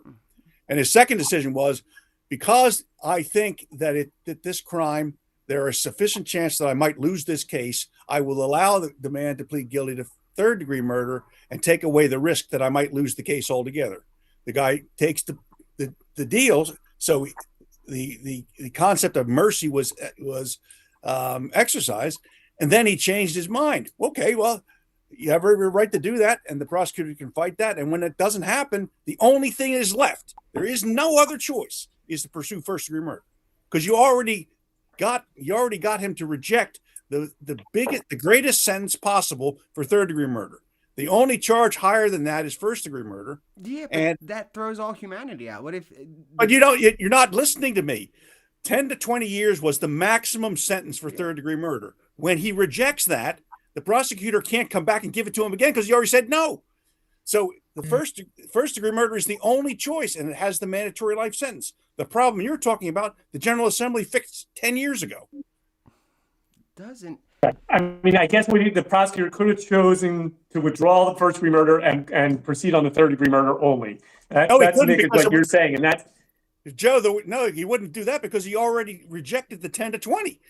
Oh, I'm just saying. I'm just trying to Bruce to get Nick that's what he's trying to say. But it's like O'Neill. A prosecutor's not going to do that. As a prosecutor and as a defense attorney, I would never advise my client that a prosecutor would do that. Plus, he's an elected official. He's going to look like an asshole if he approved a first-degree murder charge, fights this whole way, and then drops it.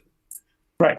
I mean, the decision, not the way. If you're going to exercise what I think Nick is saying, that should happen at the charging time. Which plenty of times for me, lawyers would come into me when they knew I was making a charging decision and try to persuade me to charge a lower offense. I mean, that's like Joe says, that's the defense attorney's job. It's not the prosecutor's job. So far, you haven't showed me anything the prosecutor's office did wrong here. Well, I mean, then many would argue the same about Bill Cosby because Kevin Steele argues to this day that he made the right decision and he didn't. I mean, there's stuff that we just don't know, and the pressure. Well, I mean, about the Supreme case. Court of Pennsylvania told him he didn't make the right decision. Well, That's yeah, what Bruce is it was saying. only They're 'cause not- it was only because it was Bill Cosby that I think they heard the case, though. It wouldn't have really made it. And Nick, what do you mean there are only things we don't know? I know everything about it. Well, yeah, that's Cosby. Yeah. I'm talking about the other case. Oh, yeah, you're right. We don't know the You're right. politics about that one. We don't know what Gary had any influence in the political game. I know they had a lot of press conferences when they arrested him. They made billboards. So it was a very politically charged. When I say politically, I mean they used it in the campaigns to run for office. They had billboards throughout the Commonwealth celebrating the arrest. So you never know. It's a similar vibe to the Kevin Steele running commercials. Hey, we're going to get the Gary enterprise if you elect me. Hey, I'll get Cosby if you elect me. The one is just a celebrity. I think that's why it got to the Supreme Court. My angle on this entire thing is just there's no humanity in the way that these laws are implemented. And it's not the prosecutors and it's not the defense. It's, I guess, the legislature that's making it impossible to navigate the system. I mean, if you have to play bingo and say, hey, let's negotiate, even though one is a life sentence, one is... It's too many technicalities, don't you think? Or Joe, coming from a defendant to a criminal defense attorney. Well, certainly. I mean, certainly the legislature is a huge part of it. And that's why, we have a criminal defense lawyers association in Pennsylvania, and we try to influence legislation. And there's a district attorneys association as well that's trying to influence legislation on the other side, because we're both, both sides are hamstrung by the rules created by the legislature, as well as the rules of criminal procedure that are promulgated by the Supreme Court of Pennsylvania, and that those rules are there not to create a cookie cutter scenario, like you said, Nick, but to make sure that somebody who's charged with a crime in Erie County is in the same boat as somebody who's charged with the same crime in Delaware County or Monroe County. The human element to it is the prosecutor. The human element is the defense attorney, but there has to be standard rules so that we're not, and that this happens. There are cases and crimes in Philadelphia, or cases in Philadelphia that are crimes out in the collar counties that Philadelphia doesn't even look at. Like they didn't. I mean, without a doubt, they're just things that we in the collar counties of Philadelphia area, including Montgomery County, Delaware County, Chester, and Bucks County, that Philadelphia overlooks just because of the system that they have and the amount of cases and the amount of people. But is that fair? And that happens all the time in Delaware County. People cross over the border, not realizing they're now in Darby Borough and not Philadelphia, and getting charged with a crime they never would have been charged with if they were 3 blocks over. And that's the thing in Philly. And so the legislature's job is to try and to narrow that down as best we can so that doesn't happen, so that it's a crime everywhere in the Commonwealth of Pennsylvania, no matter where you are, no matter who the prosecutor is or the county that it's done in. And those rules are promulgated and policies are promulgated for that reason, to create uniformity across the system so that, hey, every prosecutor is dealing with the same rules, every defense attorney is dealing with the same rules, every court, the trial courts are dealing with the same rules. So when the Supreme Court and the Superior Court review it, they can go, okay, everybody was supposed to play within these rules. If they didn't, then that's the Superior Court and the Supreme Court's job to go, okay, you guys didn't play within these rules, and now you got to retry it, or this case is gone, and you better, release the defendant, immediately. And that's the system that we've created, not a cookie cutter system, but a system that has policies and rules that everybody must follow. So when I go to court, I don't want to know that when I go out to Bedford County that I'm going to have different rules of criminal procedure and evidence than here in Delaware County or Montgomery County. That would be ludicrous. Nick, if I may interject for a second, Yeah. I just want to clarify something that there's some details that I think are a little confused. So my father, his attorney died sometime around between 2 weeks before trial. The exact time is I'm not sure about, but he was never actually originally taking the plea deal. He got a new attorney who did not have enough time to prepare for this trial because the continuance was denied. So he advised my father to take the plea and then withdraw it in order to buy time. So I just want to clear that up. Oh, okay. So there was enough time for the new attorney to look at the case. Yeah, not quite enough, but enough to ask for a continuance. That was denied. He didn't feel prepared, so he advised him to take the plea deal and then withdraw it so that he could buy himself some more time. I mean, that's unfortunate that he had to do that. Yeah. Interesting tactic. And that raises ethics questions then. But you know what? If you have a system that is railroading somebody, sometimes you have to, use the system, that's in place. So, okay. So Should have pled open. And then you give them at least and then ask for a 90-day sentence date with a pre-sentence investigation. And because statutorily, and you can waive the 90 days too. You could sit there and say, hey, we need a little bit more time or whatever. So, but that is an interesting. Okay, that makes a little bit more sense. Yeah, sorry, I didn't want to interrupt you guys. No, but, always interrupt, because I like to come in this blind. I'm not, because if I read articles on it, I feel like it poisons my mind. So I'm blind as a bat on this, and it's not interrupting. I mean, background is amazing. But yeah, I just wanted to clarify that because it wasn't so much that he, took this plea and then decided, oh, okay, well, I actually didn't do anything here, so I want to take this to trial. It was, advice by the counsel. And of course, at that time, my father had no knowledge of any law, so he didn't think anything of it. He thought, I'm doing the right thing. I'm doing what my attorney's telling me to do, which clearly had detrimental outcome. Yeah, I mean, I think his attorney was half right, but like Bruce said, if you pled open until you're sentenced, you really can give any reason why to withdraw your plea. The court's going to grant. I've never seen a court be like, oh, well, you're not going to, whatever it may be. I didn't have enough time to talk to my attorney. I mean, any number of things can be used pre-sentence. Once you are sentenced, it becomes a lot harder to withdraw your plea, as your dad learned. Yeah, and we actually claimed ineffective counsel with this attorney later on. So for many of these reasons.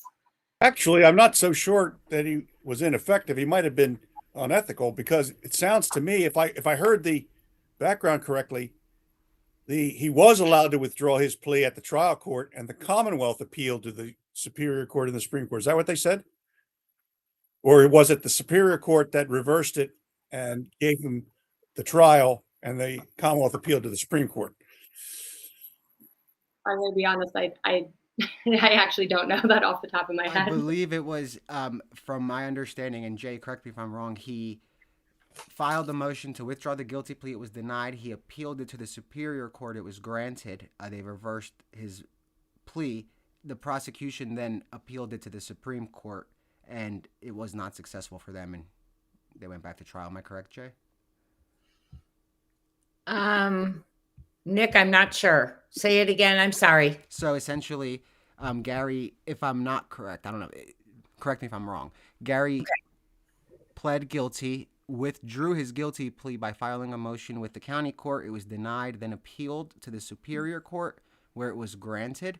And then the prosecution appealed it to the Supreme Court, and it was denied. So he got his trial, right? Or is that correct, Amanda? No, she doesn't. Yeah, we were fact checking with you. Okay, sorry. That's what I thought I knew from my recent looking into the case. Have I deep dived it to that level? No. But what I'm curious about is, so the hearing that occurred in 2025 was a civil hearing because Gary was referring to the cast impressions and the tire casting, correct? So there's two hearings in 2025. The PCRA hearing happened in April, and we had a civil proceeding in August, which pertained to us trying to access this evidence that was withheld. And what was the other hearing for? That was his PCRA on a Brady claim. Okay. So if I understand correctly, the lawyer who defended Gary at trial had plenty of time to prepare. So the notion that we began the show with, that he was forced to go to trial with a brand new lawyer because his lawyer dropped dead, is not true. He had months and months and months to prepare while the case is in the Supreme Court and the Superior Court. He didn't have that much time. The attorney passed away less than 2 weeks before trial started, and the sorry, losing my words here, but they weren't allowed to have more time to push off the trial. So that still happened within that time frame. So he Oh, really. I thought he pled guilty to third-degree murder and got sentenced to the 4 to 8 years, so that the new attorney could have time. The new attorney advised him to take the plea deal and then withdraw it so he could try to buy himself time. I'm going to be honest. Again, I was young during this time of trial, so I don't know the exact timeline of everything. And we're going to get into that tonight anyway, because we're doing a deeper dive into the. Well, let me see if I understand what the man has told us, though. The lawyer who was assigned the case drops dead 2 weeks before. A new lawyer gets appointed. He wants to go to trial, but he wants a continuance. He doesn't get the continuance for reasons we don't know. He talks the guy into the plea bargain of 10 to 20 as a tactic to gain time. That tactic is successful, whether it's ethically pure or not is another matter, but that tactic is successful because while the trial judge won't let him withdraw his plea, the Superior Court months later gives him the trial, and then months after that, the Supreme Court affirms the Superior Court. So now we're 6-8 a year later, we're back. Now the trial starts, and the guy has had all that time to prepare for trial. Is that what happened? I'll try and clarify that for you guys later, just because I don't want to say something that's not accurate. Just because, again, my involvement, of course, came on much later in everything. So I'll get that accurate information for you. But yeah, that would be my answer to that. It's absolutely unbelievable to me that somebody would be required to go to trial. And his lawyer only had on a capital case, because a life sentence is a capital case, but and only have 2 weeks to prepare. That's just inconceivable to me. And I think we saw in the recitation of the Superior Court reversing the trial court and the Supreme Court affirming that the appellate system did work. Joe, am I saying what you heard, or do you hear something different?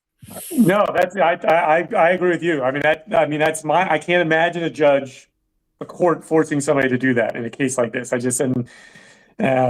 yeah, that doesn't make any sense to me whatsoever. Well, until it happens. May I ask a question? I know in Pennsylvania you still have the death penalty is still legal, but there's been a moratorium on the death penalty and continues to be. So out of curiosity, why is it that they still hand out a death certificate, a death warrant? They don't. A death warrant is the order from the governor to execute somebody. So the moratorium is the governor stating that he will not sign any death warrants. Okay. But death penalty is still legal for someone to receive. I have a number of the people that I put on death row that are still there, and eventually the governor will end the moratorium and start signing death warrants, or the General Assembly will or the Supreme Court will say the death penalty is no longer in force in Pennsylvania. But right now, you can just because there's a moratorium doesn't mean all those people on death row are off death row. It just means the governor is the final word, and the final word is saying that he will not approve a death sentence. I think I am the only living prosecutor that had one of his cases where the defendant was executed. I was one of the prosecutors in Leon Moser. Okay. But there hasn't been anybody executed in Pennsylvania against their will since 1962. Against their will. Against their will. Well, you guys are laughing, but those other 4 people that were executed all gave up their appeals and told judges that they want to be executed. And so they got their wish. And your last one was in 1999, right? Yeah, that wasn't me. I was the one in 1995 or 4. Okay. So that was just my question is, it's still legal and the moratorium doesn't stop the legality of the death penalty. What it stops is the actual getting to execution, correct? Right. It's the moratorium is the chief executive of the state. The governor has to order the execution on a particular day at a particular time in Center County on land owned by the Commonwealth. If the governor says, I am not signing any of these orders, we have a moratorium. And until there's a governor elected who is who favors the death penalty or thinks that he ought to execute the law the way it's written, then no one will be executed. The governor is the final word. And you know what? If the people don't like that, then they should elect another governor. You know, as far as I'm concerned, that's the political process. Did Shapiro But anybody it doesn't stop a jury. It doesn't stop a jury from sentencing somebody to life. That's what I'm trying. That's what I think Bruce is trying to say, is that prosecutors can still seek the death penalty, and a jury can still, you know, and the way a death penalty works is there's the trial phase. It's the only sentence that in Pennsylvania that a jury hands down. So every other sentence in Pennsylvania is handed down by the judge. So they're bifurcated. There's the trial stage, there's the sentencing stage. The death penalty in Pennsylvania is the only one where the jury then gets impaneled. The jury that's impaneled for the trial stage then goes and decides death. And if one juror, and it's unanimous, one juror says no, then it's basically life in prison. And so there's a whole separate hearing that happens, basically a huge sentencing hearing that happens in front of a jury, the same jury usually that also did the trial phase. It's the only time that a jury is involved in sentencing in Pennsylvania. From the prosecution side, it is extraordinarily difficult to obtain the death penalty, rightfully so. Mm-hmm. Right. Really? Mm-hmm. Huh. Yeah. Did Shapiro seek any death penalty cases when he was an AG? Because now I'm wondering, since he's the governor, if he's obviously stopping the death sentence. There's no place in Pennsylvania where there's not a county district attorney. So it is exceedingly rare that a deputy attorney general would prosecute a death penalty case. Okay. Exceedingly rare. Now, sometimes they will handle the appeals from small counties in death penalty cases, and I'm sure Attorney General Shapiro did so. But listen, the guy was elected governor of the state. He gets to make that call. Yeah. And if he doesn't want to sign any death warrants, that's up to him. And if people don't like it, then don't vote for him. If people do like it, continue to vote for him, among the other things that he does. And you know that I know you guys are friends. Fan of Governor Shapiro and like him very much. Yeah. So if the governor decides that he doesn't believe that in the death penalty, that's the governor's call. What would you do as governor? Would you bring it back? I'd sign them all. Huh, all right, there it is. He said I'd sign them all. That was a quick answer. Man, it slipped right out. Yeah. So the 94 inmates that are on death row, they're living a life sentence right now, basically, is what it boils down to. And do you think they'll abolish the death penalty in Pennsylvania? Well, the first part of your question is not true. The people who are on death row are specialized housing in death row housing. They are separate from life in prison, so they have it much worse off. And so if they get their sentence, the penalty part commuted, their living standard goes up dramatically. I suspect that over time, Pennsylvania will it will take a long time, but the General Assembly will abolish the death penalty. Because I think that as time goes by, Pennsylvania becomes more, as some people say, euphemistically progressive. That's a very nice term. That's a very nice term putting it. I have other terms, and we'll save those for later. But I answered the question about signing the death penalty. I would, if I was governor and in that position, as they came to me, I would look at them very carefully, but I would sign every one where I thought the conviction was warranted and appropriate. And the ones that I did, I am 100% sure that not only did I get the right guy, but that the death penalty was warranted. So, I mean, obviously I don't know what happened in other counties and with other prosecutors, but on the dozen or 13 or 14 that I did, they were all warranted. I have a question, Nick. Do you mind if I swing to kidnapping real quick? Yeah. Have you had, what is the worst involvement, your personal involvement in a kidnapping case? Would you be willing to share any of those? A child being kidnapped? A case that sticks with you as one in your career that you covered that really made an impact on you? Or I had a kidnapping murder one time, but it wasn't a child. Okay. Yeah, I mean, I'm trying to think of. I had several kidnapping cases. One that went federal, and then kidnapping that ended up with the defendant dropping the child into the Darby Creek, actually, Rivera, and it was not. It was a horrible case. The kidnapping cases in general, and then in fact, I actually spoke before the FBI and their continuing ed about it because the case, basically he picked her up from school and we thought that she was still. They thought she was still alive. She was not. He had dropped her immediately into the Darby Creek, and she was had passed away. Was dead, and we treated a kidnapping case for months before and charged them, and then realized what had happened based off of going back in the evidence. It was a long time ago. I was not the lead prosecutor on that. Mike Galantino was, but it is a case that sticks in my mind as far as a kidnapping case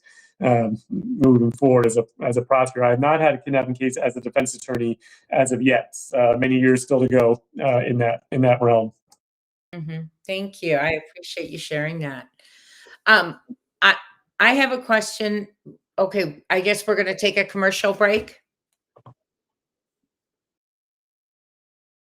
Yeah, let's hop to a quick break real quick, and we'll be back in like a couple of minutes. We're going to have a quick bathroom break, and we'll be right back, guys.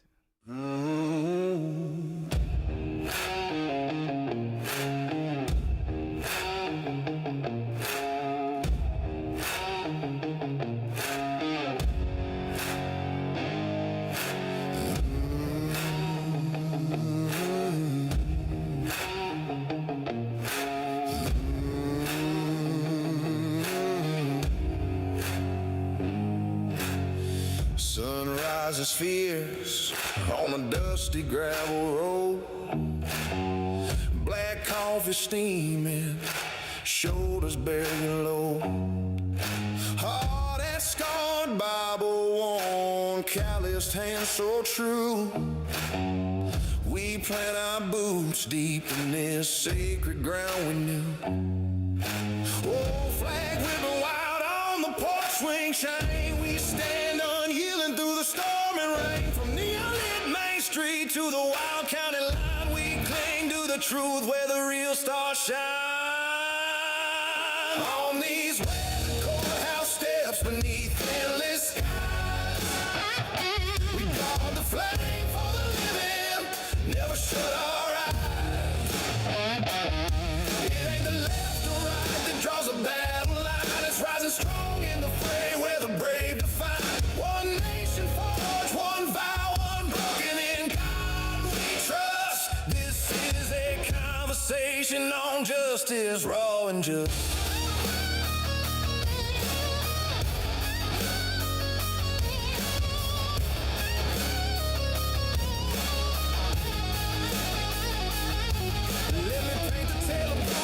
Cast a bold and true, stood firm in the tempest, saw the chaos through, acting AG for Pennsylvania's proud domain, held the scales of justice against the pouring rain. When the Senate fires raged and the spotlights burned, he championed the truth, never once he turned. The prosecutor still with a steady guiding hand, upholding order for the law across the land. Down in Tennessee where the smoke has pierced the blue, Jeremy Fizon's fire lights the path, a new Republican caucus chair, commanding with might, carrying his state through the dead of night. From Cobb County's twist to the Capitol's hall, he battles for families, answering the call. He knows the grit of streets and the code of the free, a mountain man's roar that claims victory. Yeah. On these weather courthouse steps beneath endless skies, we guard the flame for the living, never shut our eyes. It ain't the left or right that draws the battle line. It's rising strong in the fray where the brave define. One nation forged, one vow unbroken. In God we trust. This is a conversation on justice, raw and just.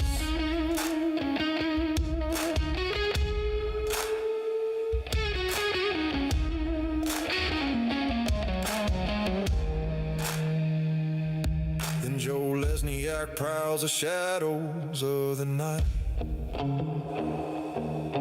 Chief of the task force, igniting the fight.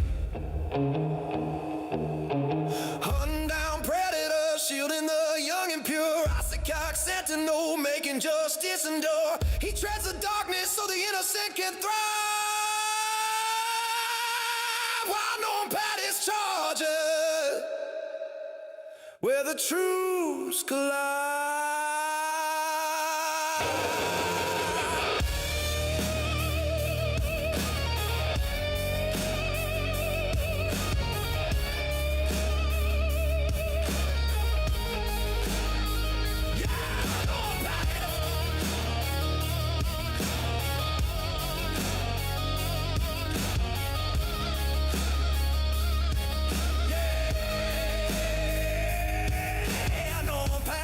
There's no whisper in his soul, waging wars in chambers where the tempests roll. Our legitimacy is unyielding creed, defending freedoms that the people bleed. Constitutional storm when the debates ignite. Let the record thunder, let justice take flight. 4 pillars of honor, forging fire and dust. United they stand for the nation's trust. On these weathered courthouse steps beneath endless skies, we guard the flame for the living, never shut our eyes.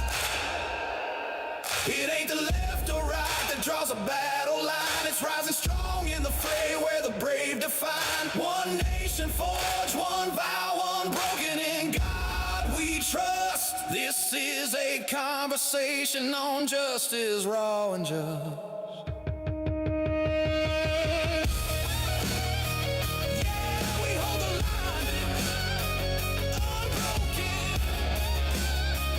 Bruce Castor, Jeremy, feast on Joe Leslie out.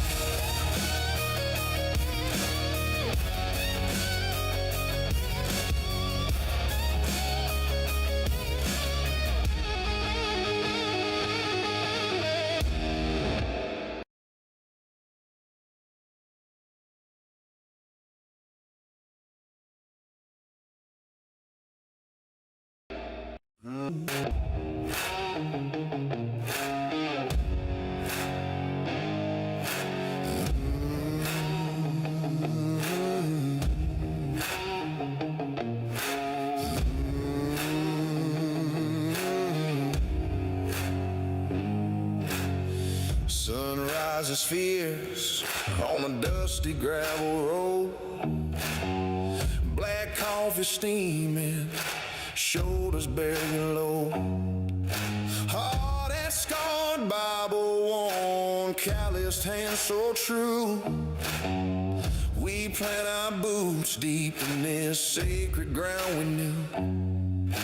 Oh, flag whipping wild on the porch swing chain. We stand unyielding through the storm and rain. From neon-lit Main Street to the wild county line, we cling to the truth where the real stars shine. On these weathered courthouse steps beneath endless skies, we guard the flame for the living, never shut our eyes. It ain't the All right, guys, we're back. As you guys know, tonight, Norm Pattis is joining us. He's a Connecticut-based criminal defense attorney who represented the likes of the Manhattan Madam and Fotis Doulos a few years ago, in addition to Alex Jones. He'll be joining us at 6 o'clock, and we're going to continue discussing the Gerber case. Amanda, thank you for coming on and joining us for this segment, and we're going to have you on again tonight, and it's going to be interesting. Yeah, Thank you, Amanda. Thank you so much. We'll see you guys Thanks, later. Amanda. Thank Bye, you. Amanda. Bye. Thank you. Thank you. Okay, well, I'm wondering now if we can just transition over to missing children and justice and things like that in the court system, because many of us, we talk about a lot of times the cases we're talking about are missing kids. And I know you mentioned there's a process and there's some conformity and the way things have to go about. So my question, I do have one question. If we have a missing child and it's been quite a while, and a parent is wanting the U.S. Marshals to be called in, but the lead agency, the jurisdiction, the sheriff's office does not want to call the marshals in, what can a family do about that? To Bruce. I've been out of this for a long time. I'm just trying to pick your brain to help us help these families who are desperate to get that help in there, and we're hitting sometimes a wall because we don't know what else we can do to help to get the marshals in. Well, in your hypothetical, I wish I was listening a little more closely. Did the marshal is a presidential appointee? Did the marshal say that he was willing or she was willing to take the case on, but needed a referral? So the marshals have a program now. It's called the Missing Child Unit, and they are devoted just to searching for missing children. But they need the lead agency to sign off, and a lot of the times it's that small township that has the case. Mm-hmm. And the feds can't even get them to give it up sometimes. So they do have a unit for missing children just for them. And I think Jay's asking, is there a way to bypass the local jurisdiction? Correct me if I'm wrong. If they don't want to give it up, or if they have the case for months and there's no development, is there a way to force or strong arm the case into other hands? Especially when the parents are begging, you know. Seems to me that it's state dependent. For example, Pennsylvania, the district attorney is the chief law enforcement official. So if I had one of my police departments who was taking a position that I didn't think was warranted, I would just order it to happen, and there wasn't anything they could do about it. Now, it may be that in other states, the district attorney or the county attorney or whatever he's called doesn't have that authority. You know, the way you explained it, Nick, that the marshals have this special unit that if they're run out of DC, then they're not under the control of the federal marshal in that jurisdiction, but certainly the federal marshal in that jurisdiction will have influence, as with the United States attorney in that jurisdiction, that can be brought to bear on the county attorney, the district attorney, and the local police department. But if all of those avenues fail and a call into the governor doesn't work, there isn't much you can do about it. So, but that gives a starting point, because I had mentioned contacting the U.S. attorney in the area. But also you're saying the county attorney and a call to the governor, that could all be something the father could do? Yeah, I mean, I can't imagine a local jurisdiction defying the governor. Remember, a lot of people don't know this, but the federal marshal is a presidential appointee in the federal district at the same rank as the United States attorney. So both of them are presidential appointees matter of fact, they're the only executive presidential appointees, I think, in a federal district. And both of them would have influence. The marshals probably would have influence over their special unit and and perhaps over the local justice system.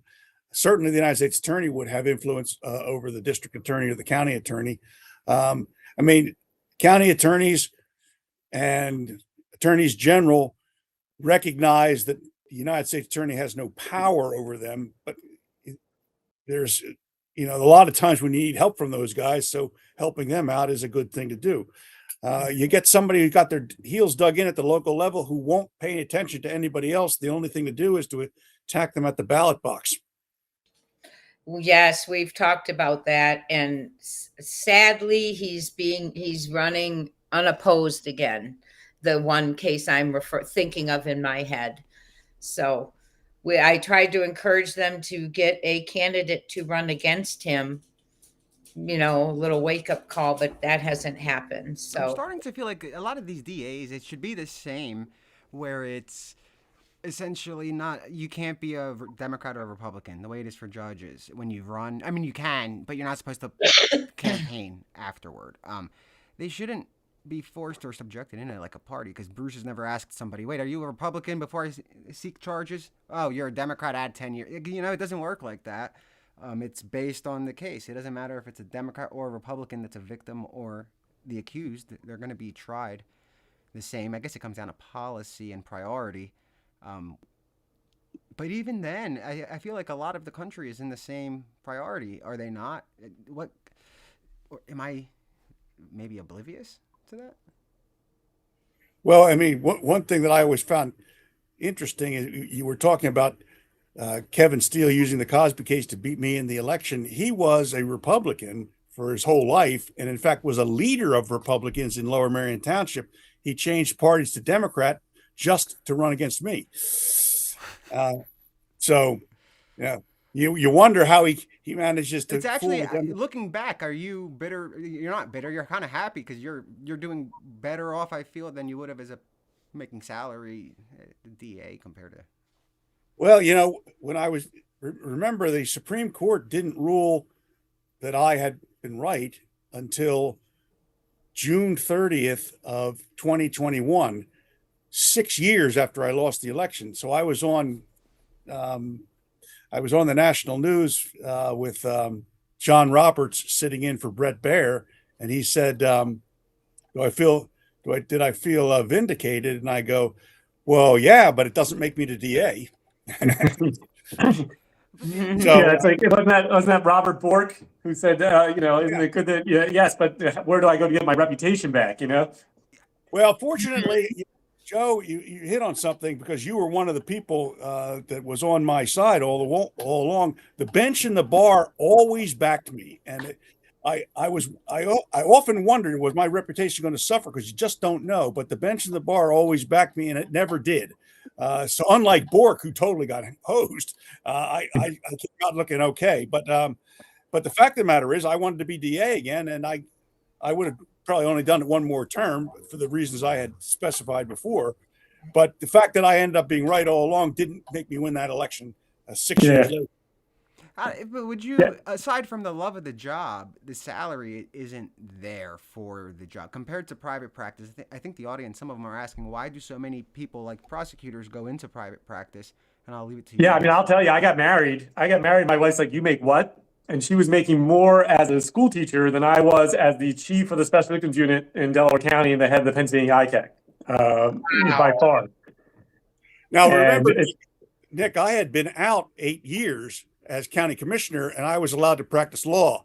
So I wasn't as broke as I was before I left. So I thought I was able to go back for one more time. And in Delaware County, we actually have a home rule charter. You are limited to 2 terms. So, that is why a lot of them, go onto the bench here in Delaware County. But, other counties do not have that limiting factor. Delaware County has all their line officers are limited to 2 terms. So it does allow for some movement, but also eliminates some continuity sometimes as well. That can be helpful in that position. So, I can tell you just as that you're going to just jump into private practice. Did it click and say, you know what? Did you ask a friend, hey, how much do you make? No, my wife retired from Baltimore County to come up here to marry me. And so she got a job right at the end of the summer after we got married with benefits and making money as a teacher. So we realized, hey, if I was going to do this, if I was going to jump out, this was the time to jump, because we were planning on having kids and, certainly, and so we had a very difficult discussion, because there was a possibility of going to the U.S. Attorney's Office. I had contacts there. There were lots of options. And, the decision was made, hey, I think I want to work for myself. I kind of got tired of the politics of people telling me what to do sometimes and how things are supposed to go and what cases I'm supposed to take. And so, I thought, well, I'll try it for a couple of months. And there was a gentleman in the U.S. Attorney's Office at that time who was other computer crimes. He said, well, I'll call you in a year and I'll see where you are. And so he was true to his word. He did call, so roughly within a year. And I told him what I was making. And he said, I can't come close to that. Maybe I should come work for you. And we moved on. And so, things, I have not looked back since, and that was 2012. So I've now been longer as a defensive criminal defense attorney than I was as a prosecutor by a year. Oh, So Bruce I is am never going to be able to do that. I think you've been a public servant for what, 30 years total, Bruce? 32 years I was, from 1985 until the end of 2017. But my situation was a little different. I was the absolute boss. I mean, the district attorney has absolute authority and answers to no one, and that's a pretty good thing. It also is it explains why it is you better be damn careful who you pick to put in that job, and I'm pretty upset with the one that we have now, and after having 3 terms of Mike Marino and 2 terms with me, people had gotten used to the fact that things in Montgomery County ran like a Swiss watch. Well, they now run like a broken Timex, and disappointing. And you compared, I think, when we last met for that film shoot, the job of DA to the presidency as far as power, right? You're as powerful essentially as the president of the United States when you're DA. In that or region. more. I mean, there isn't another job in the country than the district attorney of a large county. In other words, has a tax base that can afford its own police department, like the county detectives in Montgomery County. It is all powerful within those borders, answering to no one. I don't have to answer. I mean, the president still has to answer to Congress. The county commissioners, unlike Congress, the county commissioners, there's a law in the second-class county code that says the commissioners shall fund the district attorney in the performance of his duties. So, and there are lots of cases where DAs sued commissioners saying, "Hey, they're not funding us well enough," and they won them all. So it just happened in Bedford County. She hired a third DA, a second assistant DA. The commissioners had hired a hiring freeze for the entire county, and the president judge of the Bedford County just ruled in the DA's favor and said, absolutely. Nope. They never lose that, and we all know that.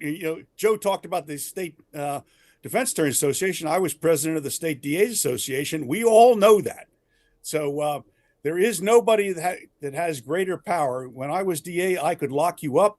I could search your house. I could wiretap your phone. I could stop your car and seize it. I could seize your property. Now, at some point, I better demonstrate I had damn good reason. He said, "At some point, I better demonstrate." But at that moment, I don't. The damage is already done. I mean, how much damage is in Delaware County? We start requiring review of sexual assault and child abuse cases because local police departments. We have 46 local police departments in Delaware County.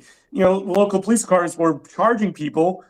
We were getting the complaints and going, "Oh, what is this?" Like, you want to talk about there's affidavit in the case we talked about.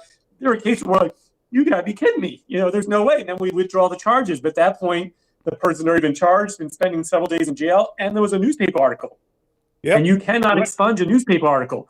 People don't understand that an expungement order only orders the official record, the courts and the police and every agency. It actually it puts an exception for news media. So that article, especially with the internet now, shows a charge with rape. It doesn't, and guess what? They don't publish, or if they do publish, it goes on page 12. Is the fact that the charges were withdrawn because there was no, the prosecution was not, or the lack of prosecution, and so we start requiring. Under Mike Green as the DA here in Delaware County, that those types of cases had to be reviewed and approved by special victims units, so that an attorney looked at it before somebody's life was ruined. And so, like Bruce was saying, he could ruin a life well before anything gets reviewed. Yeah. We only had that for murders, but a serious crime like rape or armed robbery, something like that, the relationship between me and my 50 police departments and the state police was so good that they always called us to make these approvals, because what they didn't want is getting their ear chewed, because I would see what happened, like Joe said, and I'd bring the guy up and I would publicly exonerate him, and that would also get in the newspaper, and at the same time embarrass the shit out of the police. Well, we need more of that, and I think that's a rare breed in the DA's office. I haven't seen a DA act tough, or at least own up to their work in a while. It's a dying breed almost when it comes to it. I hope it veers away from politics, because I think when you mix politics, it's just a shit show in that office. It shouldn't have any political affiliation, but I guess you have to. It's bizarre. Now, looking back, is there anything you wish you did when you were in power? Like, that if you can go back in time that you would have done, that you didn't get to do? Anything? I mean, remember, Cosby was years and years later. I already had won several more elections after that, so that didn't affect me politically at the time.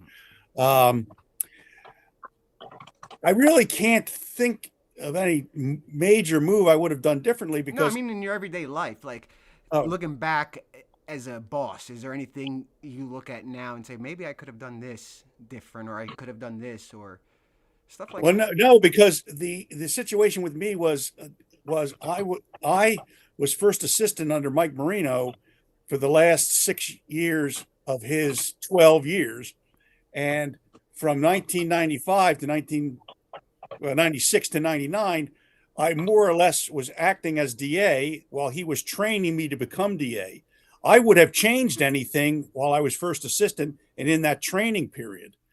So I was effectively the DA for 10 or 11 years, and I was first assistant for many years before that, and then I was third in command for several years before that. I would have changed anything policy-wise that I didn't like. So by the time I actually had the title, there was no change. I had all the personnel in place that I wanted, and I had the office just the way I wanted it.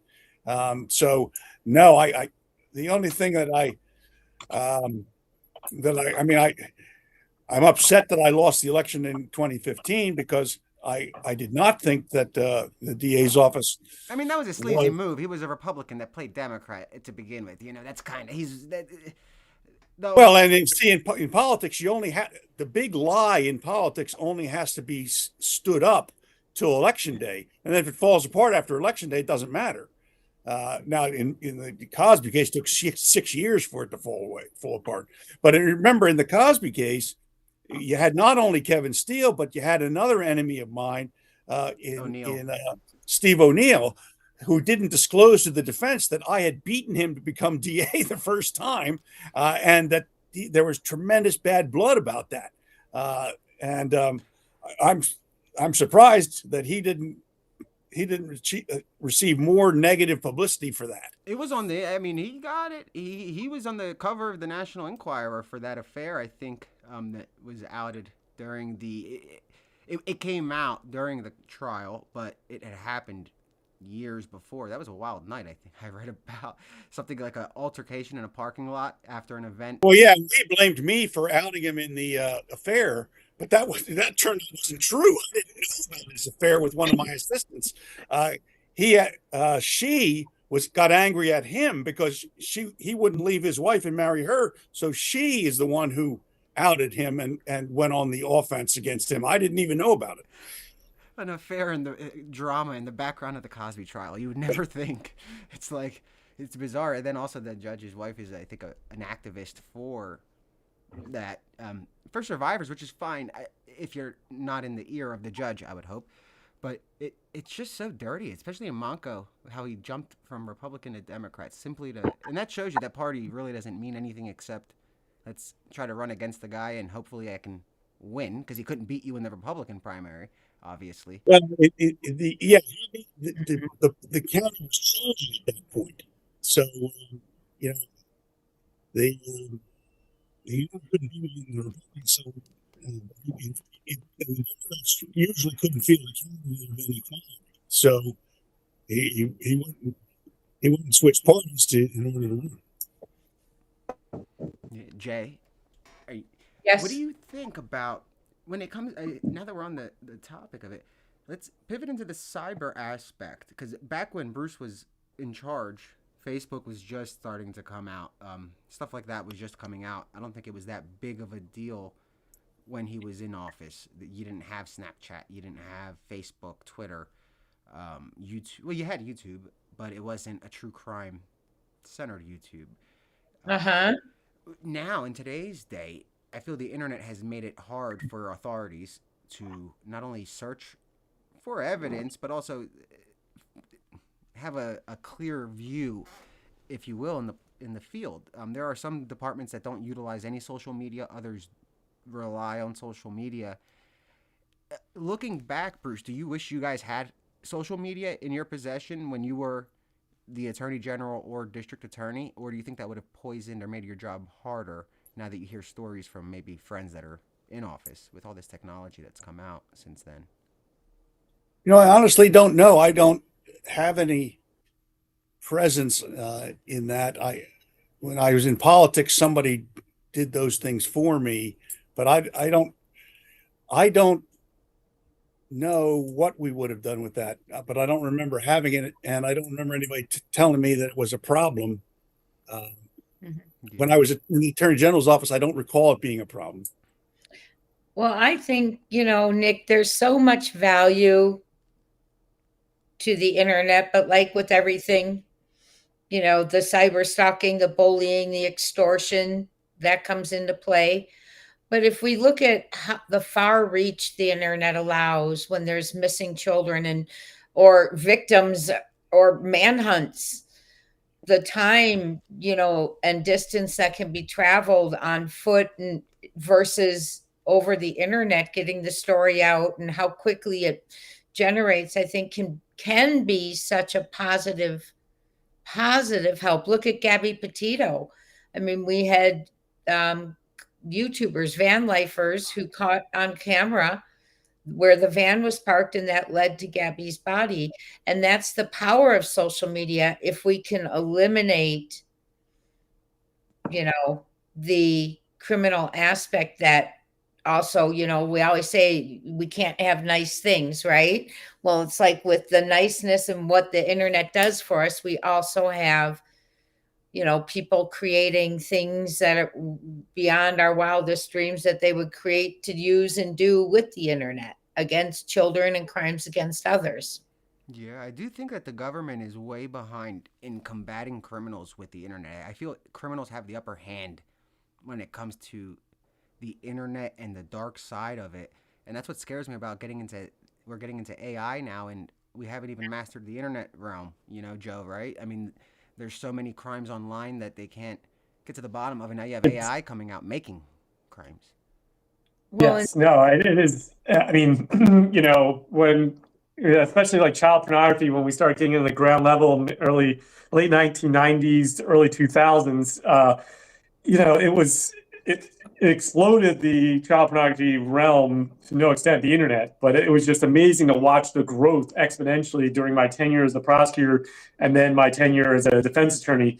Just the amount. I remember I remember when they started using shareware, because the National Center had basically guilt tripped at the email companies, AOL and all that, the major ones, to hand over people who were dealing in it over there. So they created shareware.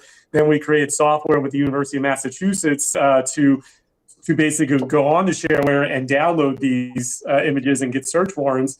And we start out with like several kilobytes, and then as I was leaving with email, there were terabytes of child pornography. Terabytes. Thousands and thousands of images. And I remember at first the courts nor defense attorneys understood what it was. They're like, well, it's just a picture. And it's like, well, yeah, but there's 10,000 of them. And they're like, there are what? Well, let me see these pictures. They're probably not children. I'm like, yeah, you might be able to pick 5 or 6 of them that aren't children, but there are another 9,000 that are. And it really has grown exponentially, and the penalties have grown. I mean, we would fight at first just to get the courts to recognize the crime and get probation. And then as the time I was leaving the DA's office, we were getting county sentences, which is under 2 years. And now there are basically enhancements based off the number, the age, and the type of act that's in the image or the video that really, can gear up to basically a state sentence at this point. They should do really for some of these people. I think we should bring back town hangings for some people that kidnap. If you find 300 kids in a house, there's, that's a little bit excessive. The FBI is coming out with 300 kids. Save us the money, pop the guy. There's no way he didn't know there were 300 kids in the house. That's happening a lot. Well, but we're not. Those are not the guys we're getting. Remember that we're getting it's like the war on drugs. We're not getting the drug. We're not getting the guys who are creating the drugs. we might get the next level or the next level down. Same thing with child pornography. We're getting the low hanging fruit. We're getting the guy in the mom's basement, who hasn't grown up, who's looking at this stuff. It's certainly reprehensible as well, but it doesn't stop the proliferation. I mean, we're finding, when I get the case now, all the prosecutor needs to tell me is the screen names, the file names, and the images will come back up in my head. I don't need to see or re-traumatize myself. I've seen those series so many times. You have to watch the stuff that they're accused of. I mean, it haunts my nightmares to this day, but I don't need to re-see it again. If somebody tells me the names of the series, they're in my memory. What do you have to Bruce? Why do you have to watch it as a defense attorney? Can't he take your word for it? Like, yeah, we have this, and he could say, okay, thanks. He has to watch it. Well, he has to watch it to make sure that the evidence is sufficient, that it's provable beyond a reasonable doubt that the images are, in fact, children and are. I might be showing my ignorance, but are actual human beings as opposed to AI generated. Mm-hmm. Correct.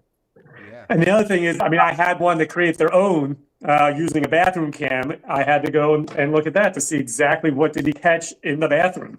But truly and honestly, these series are coming back. I mean, these girls were victimized back in the 90s where the images were created in the videos, and they're just re-victimized for the last 35 years. I mean, it's just it's just growing as an industry, and we're not winning the war. I mean, we are not. The low-hanging fruit guys who are downloading off of shareware, they need help and treatment. Don't get me wrong, but they're not the ones. It's being created in Eastern Europe and Asia and all this stuff. And it's, there were certain countries, certain Democrat Western nations where the age of consent for these things was 14. And I remember going and giving speeches in these countries or around these countries for Interpol when I was with the Internet Crimes Unit, and realizing that when I'm talking to these people, they're okay with these videos and images of 14 or older. We're at a whole different level with 18 and older, of course, and the right to consent and the ability to. But then you have the people who are like, oh, well, sex sells. Britney Spears was in a Catholic school uniform when she sang her song. But you have to understand these child pornography, they're not pubettes. These are not teenage high school girls. These are children and babies. We had one out of Collingdale, came in as a noise complaint. The guy was videotaping himself having relations with babies on a changing table. And I remember Jack Kelly, who was then a seasoned officer. 30 years in the police and then 10 years in the detectives. And Jack Kelly, he's an Irishman. He was whiter than he normally was coming to my office. And he asked me, he's like, have you eaten lunch yet? I'm like, no. He's like, good. And he showed me this. And we prosecuted him federally and criminally and statewide, John Mormon. And those will never go out of my memory. They'll never leave the back reaches, no matter how far I can push them back. Those knowing that it happened here in Collingdale, Pennsylvania. We're not talking about Eastern Europe. We're not talking about Asia. We're talking about 5 miles from where I sit. This man was creating these horrible and doing these horrible things. And it just, evil is evil, unfortunately. Mm-hmm. And I felt with that prosecution, we got somebody off the street who, is actually, will stop the proliferation of this type of criminal act. Other ones or clients I have where you look at them, you're like, oh, certainly horrible, and I'm not condoning behavior whatsoever, but it's not stopping the proliferation and creation of these images and these videos and the victimization that goes along with it. I have a question, if you don't mind, Nick, if I jump in here real quick for Joe. Joe, I know that you founded the Pennsylvania Internet Crimes Against Children, and that's where the task force, right? And that's I helped with the formation of it, yes. And that's where you've seen so many unthinkables, I'm sure.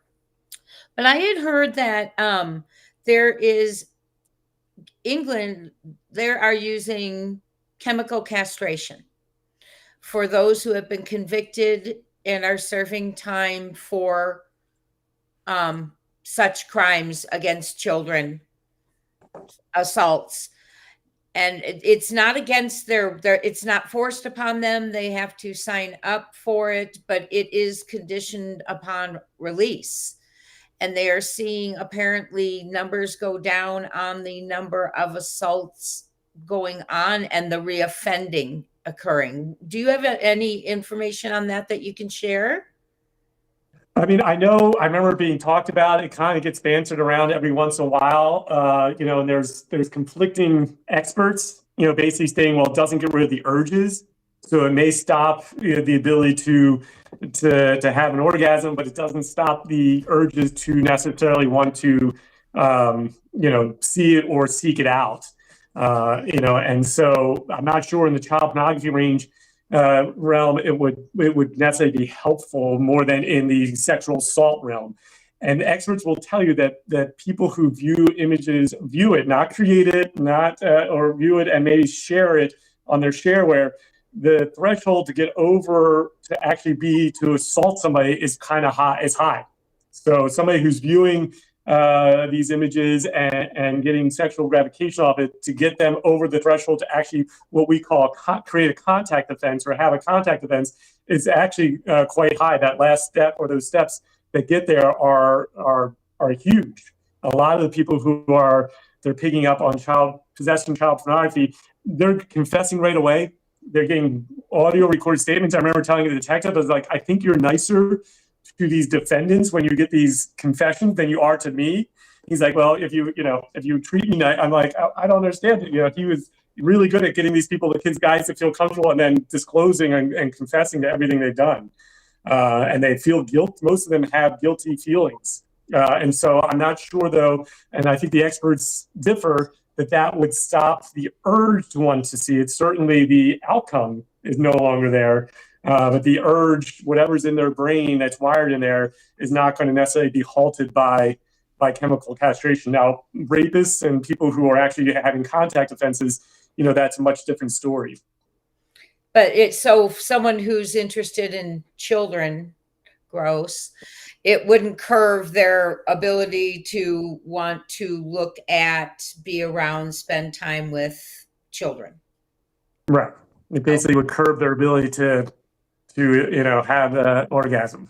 Okay. That's interesting. I'm glad I asked that.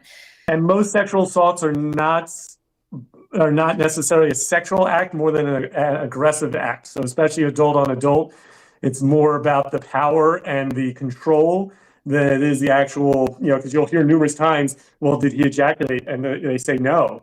And then, the defense attorney thinks that's a great way to tell a jury, well, ladies and gentlemen, jury, he didn't even have ejaculation. Well, big deal. Me as a prosecutor is going to get on there saying, it doesn't matter. It's about power and control. The sexual act is about violating somebody and showing dominance over somebody, not necessarily the orgasm. I mean, you can go on the internet and find whatever you need to do that for most of these people.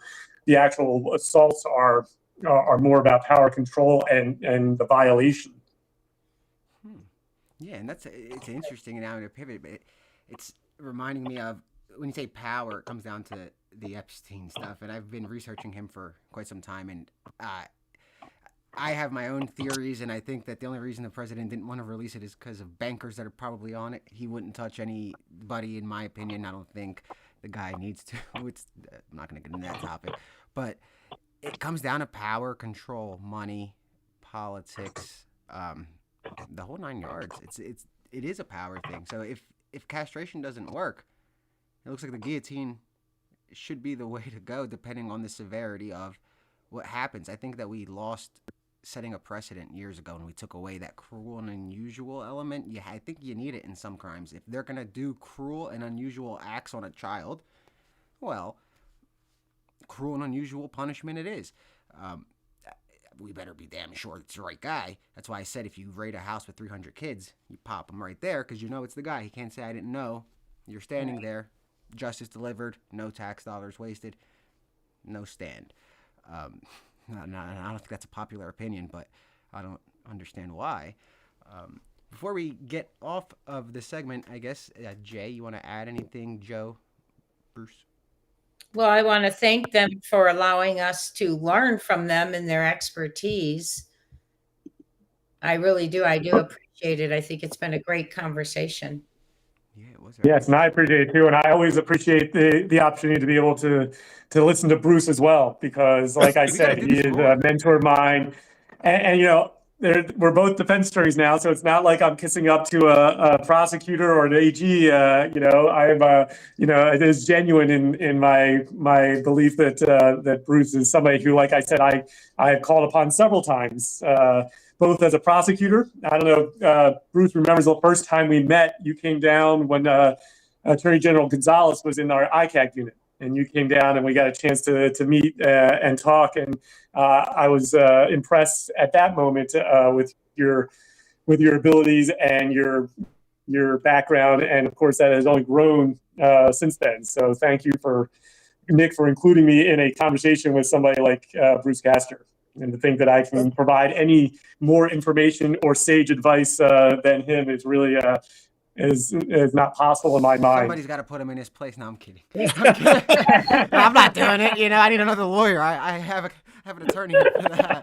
Well, I mean, I got a couple of points. The first is I very seldom handle a criminal case on the defense side. So yeah, I'm a defense attorney, but not very often. I know. Yeah. And secondly, I do remember coming down there with Attorney General Gonzalez and meeting a lot of folks at the unit, but I don't specifically remember you, Joe. But you might remember that day I was called away in the middle of the event because we had a teenager get his head blown off at Springfield High School, and I had to go run a crime scene. I might remember that might come back. Yes, that might be coming back to me. But yes, I didn't think you would have remember meeting me. I was not just I guess several years out in the unit. So, but I certainly remember you made an impression on me as a young prosecutor, and knowing that somebody I could look up to you know, moving forward. And the low pay and all was worth it because I felt, you know, we were making a lot of good progress in that unit. And as far as Joe adding things that I otherwise could have added, all that stuff about the Internet Child Task Force, I didn't know any of that stuff. So it's a good thing you had him on. I wouldn't have been able to say any of that. I was a homicide guy. I mean, other people did that stuff because I was too icky for me. Yeah, that's what I feel. It takes a lot of skin to be able to handle that without looking at the person and saying guillotine. That's why I don't think they would ever elect me. They'd say, "What did he just say?" They say he's a G. What? No, not happening. It's a homicide all day because it's just there. But when you have the victims are children, or women, any sexual assault, it's just disgusting. And then obviously you have the times where people will make allegations just to make them because it's a celebrity, and that happens. We saw it, but we don't know much other than one victim went to trial, and I'm going to leave it at that for Andrea Constantine. But that's the only victim in that case. You guys don't have to respond. There was only one victim, alleged victim, and it was overturned. Sorry to pivot. There was 2 trials, and the Supreme Court said the trials were nullities, so they actually never really happened. That's something. And now that there's a book out, it's crazy because she released the book before the opinion came out, and then they recalled the book and had to change the ending because and that's something. The ending changed, and they had you gotta. So whoever bought it, if they have the original with the first ending, he's gonna spend the rest of his days in jail. Well, not happening. Again, I hope she had to give back the advance. It blows your mind. But all right, guys, it was amazing to have you on, and I think we should do this more. It's an interesting panel, and it's a cool little getaway from the professional media world and just be able to have at it with the community. There's a great YouTube community that watches us, and they love hearing from you two specifically. I don't know why. And a lot of people said that Bruce wasn't going to show, that he's a fake. And I'm like, he's a real guy. He's coming. And then they said Joe's not going to come. I'm like, why do these people think these guys aren't going to show? Oh, Faison had gotten tied up. We were supposed to have a state rep with us today, guys, but something happened overnight and he wasn't able to make it. But he's going to come and join us in a couple of weeks, I believe. But everybody thought you guys weren't going to come. I'm like, I'm pretty sure that there they are. You guys can see right here. And thank you again. There's nobody else who wants to be me. I know that for sure. So it's definitely an honor to get to have these conversations with you all. 100%. All right, guys. Thank you. And we'll be back tonight at 6 o'clock.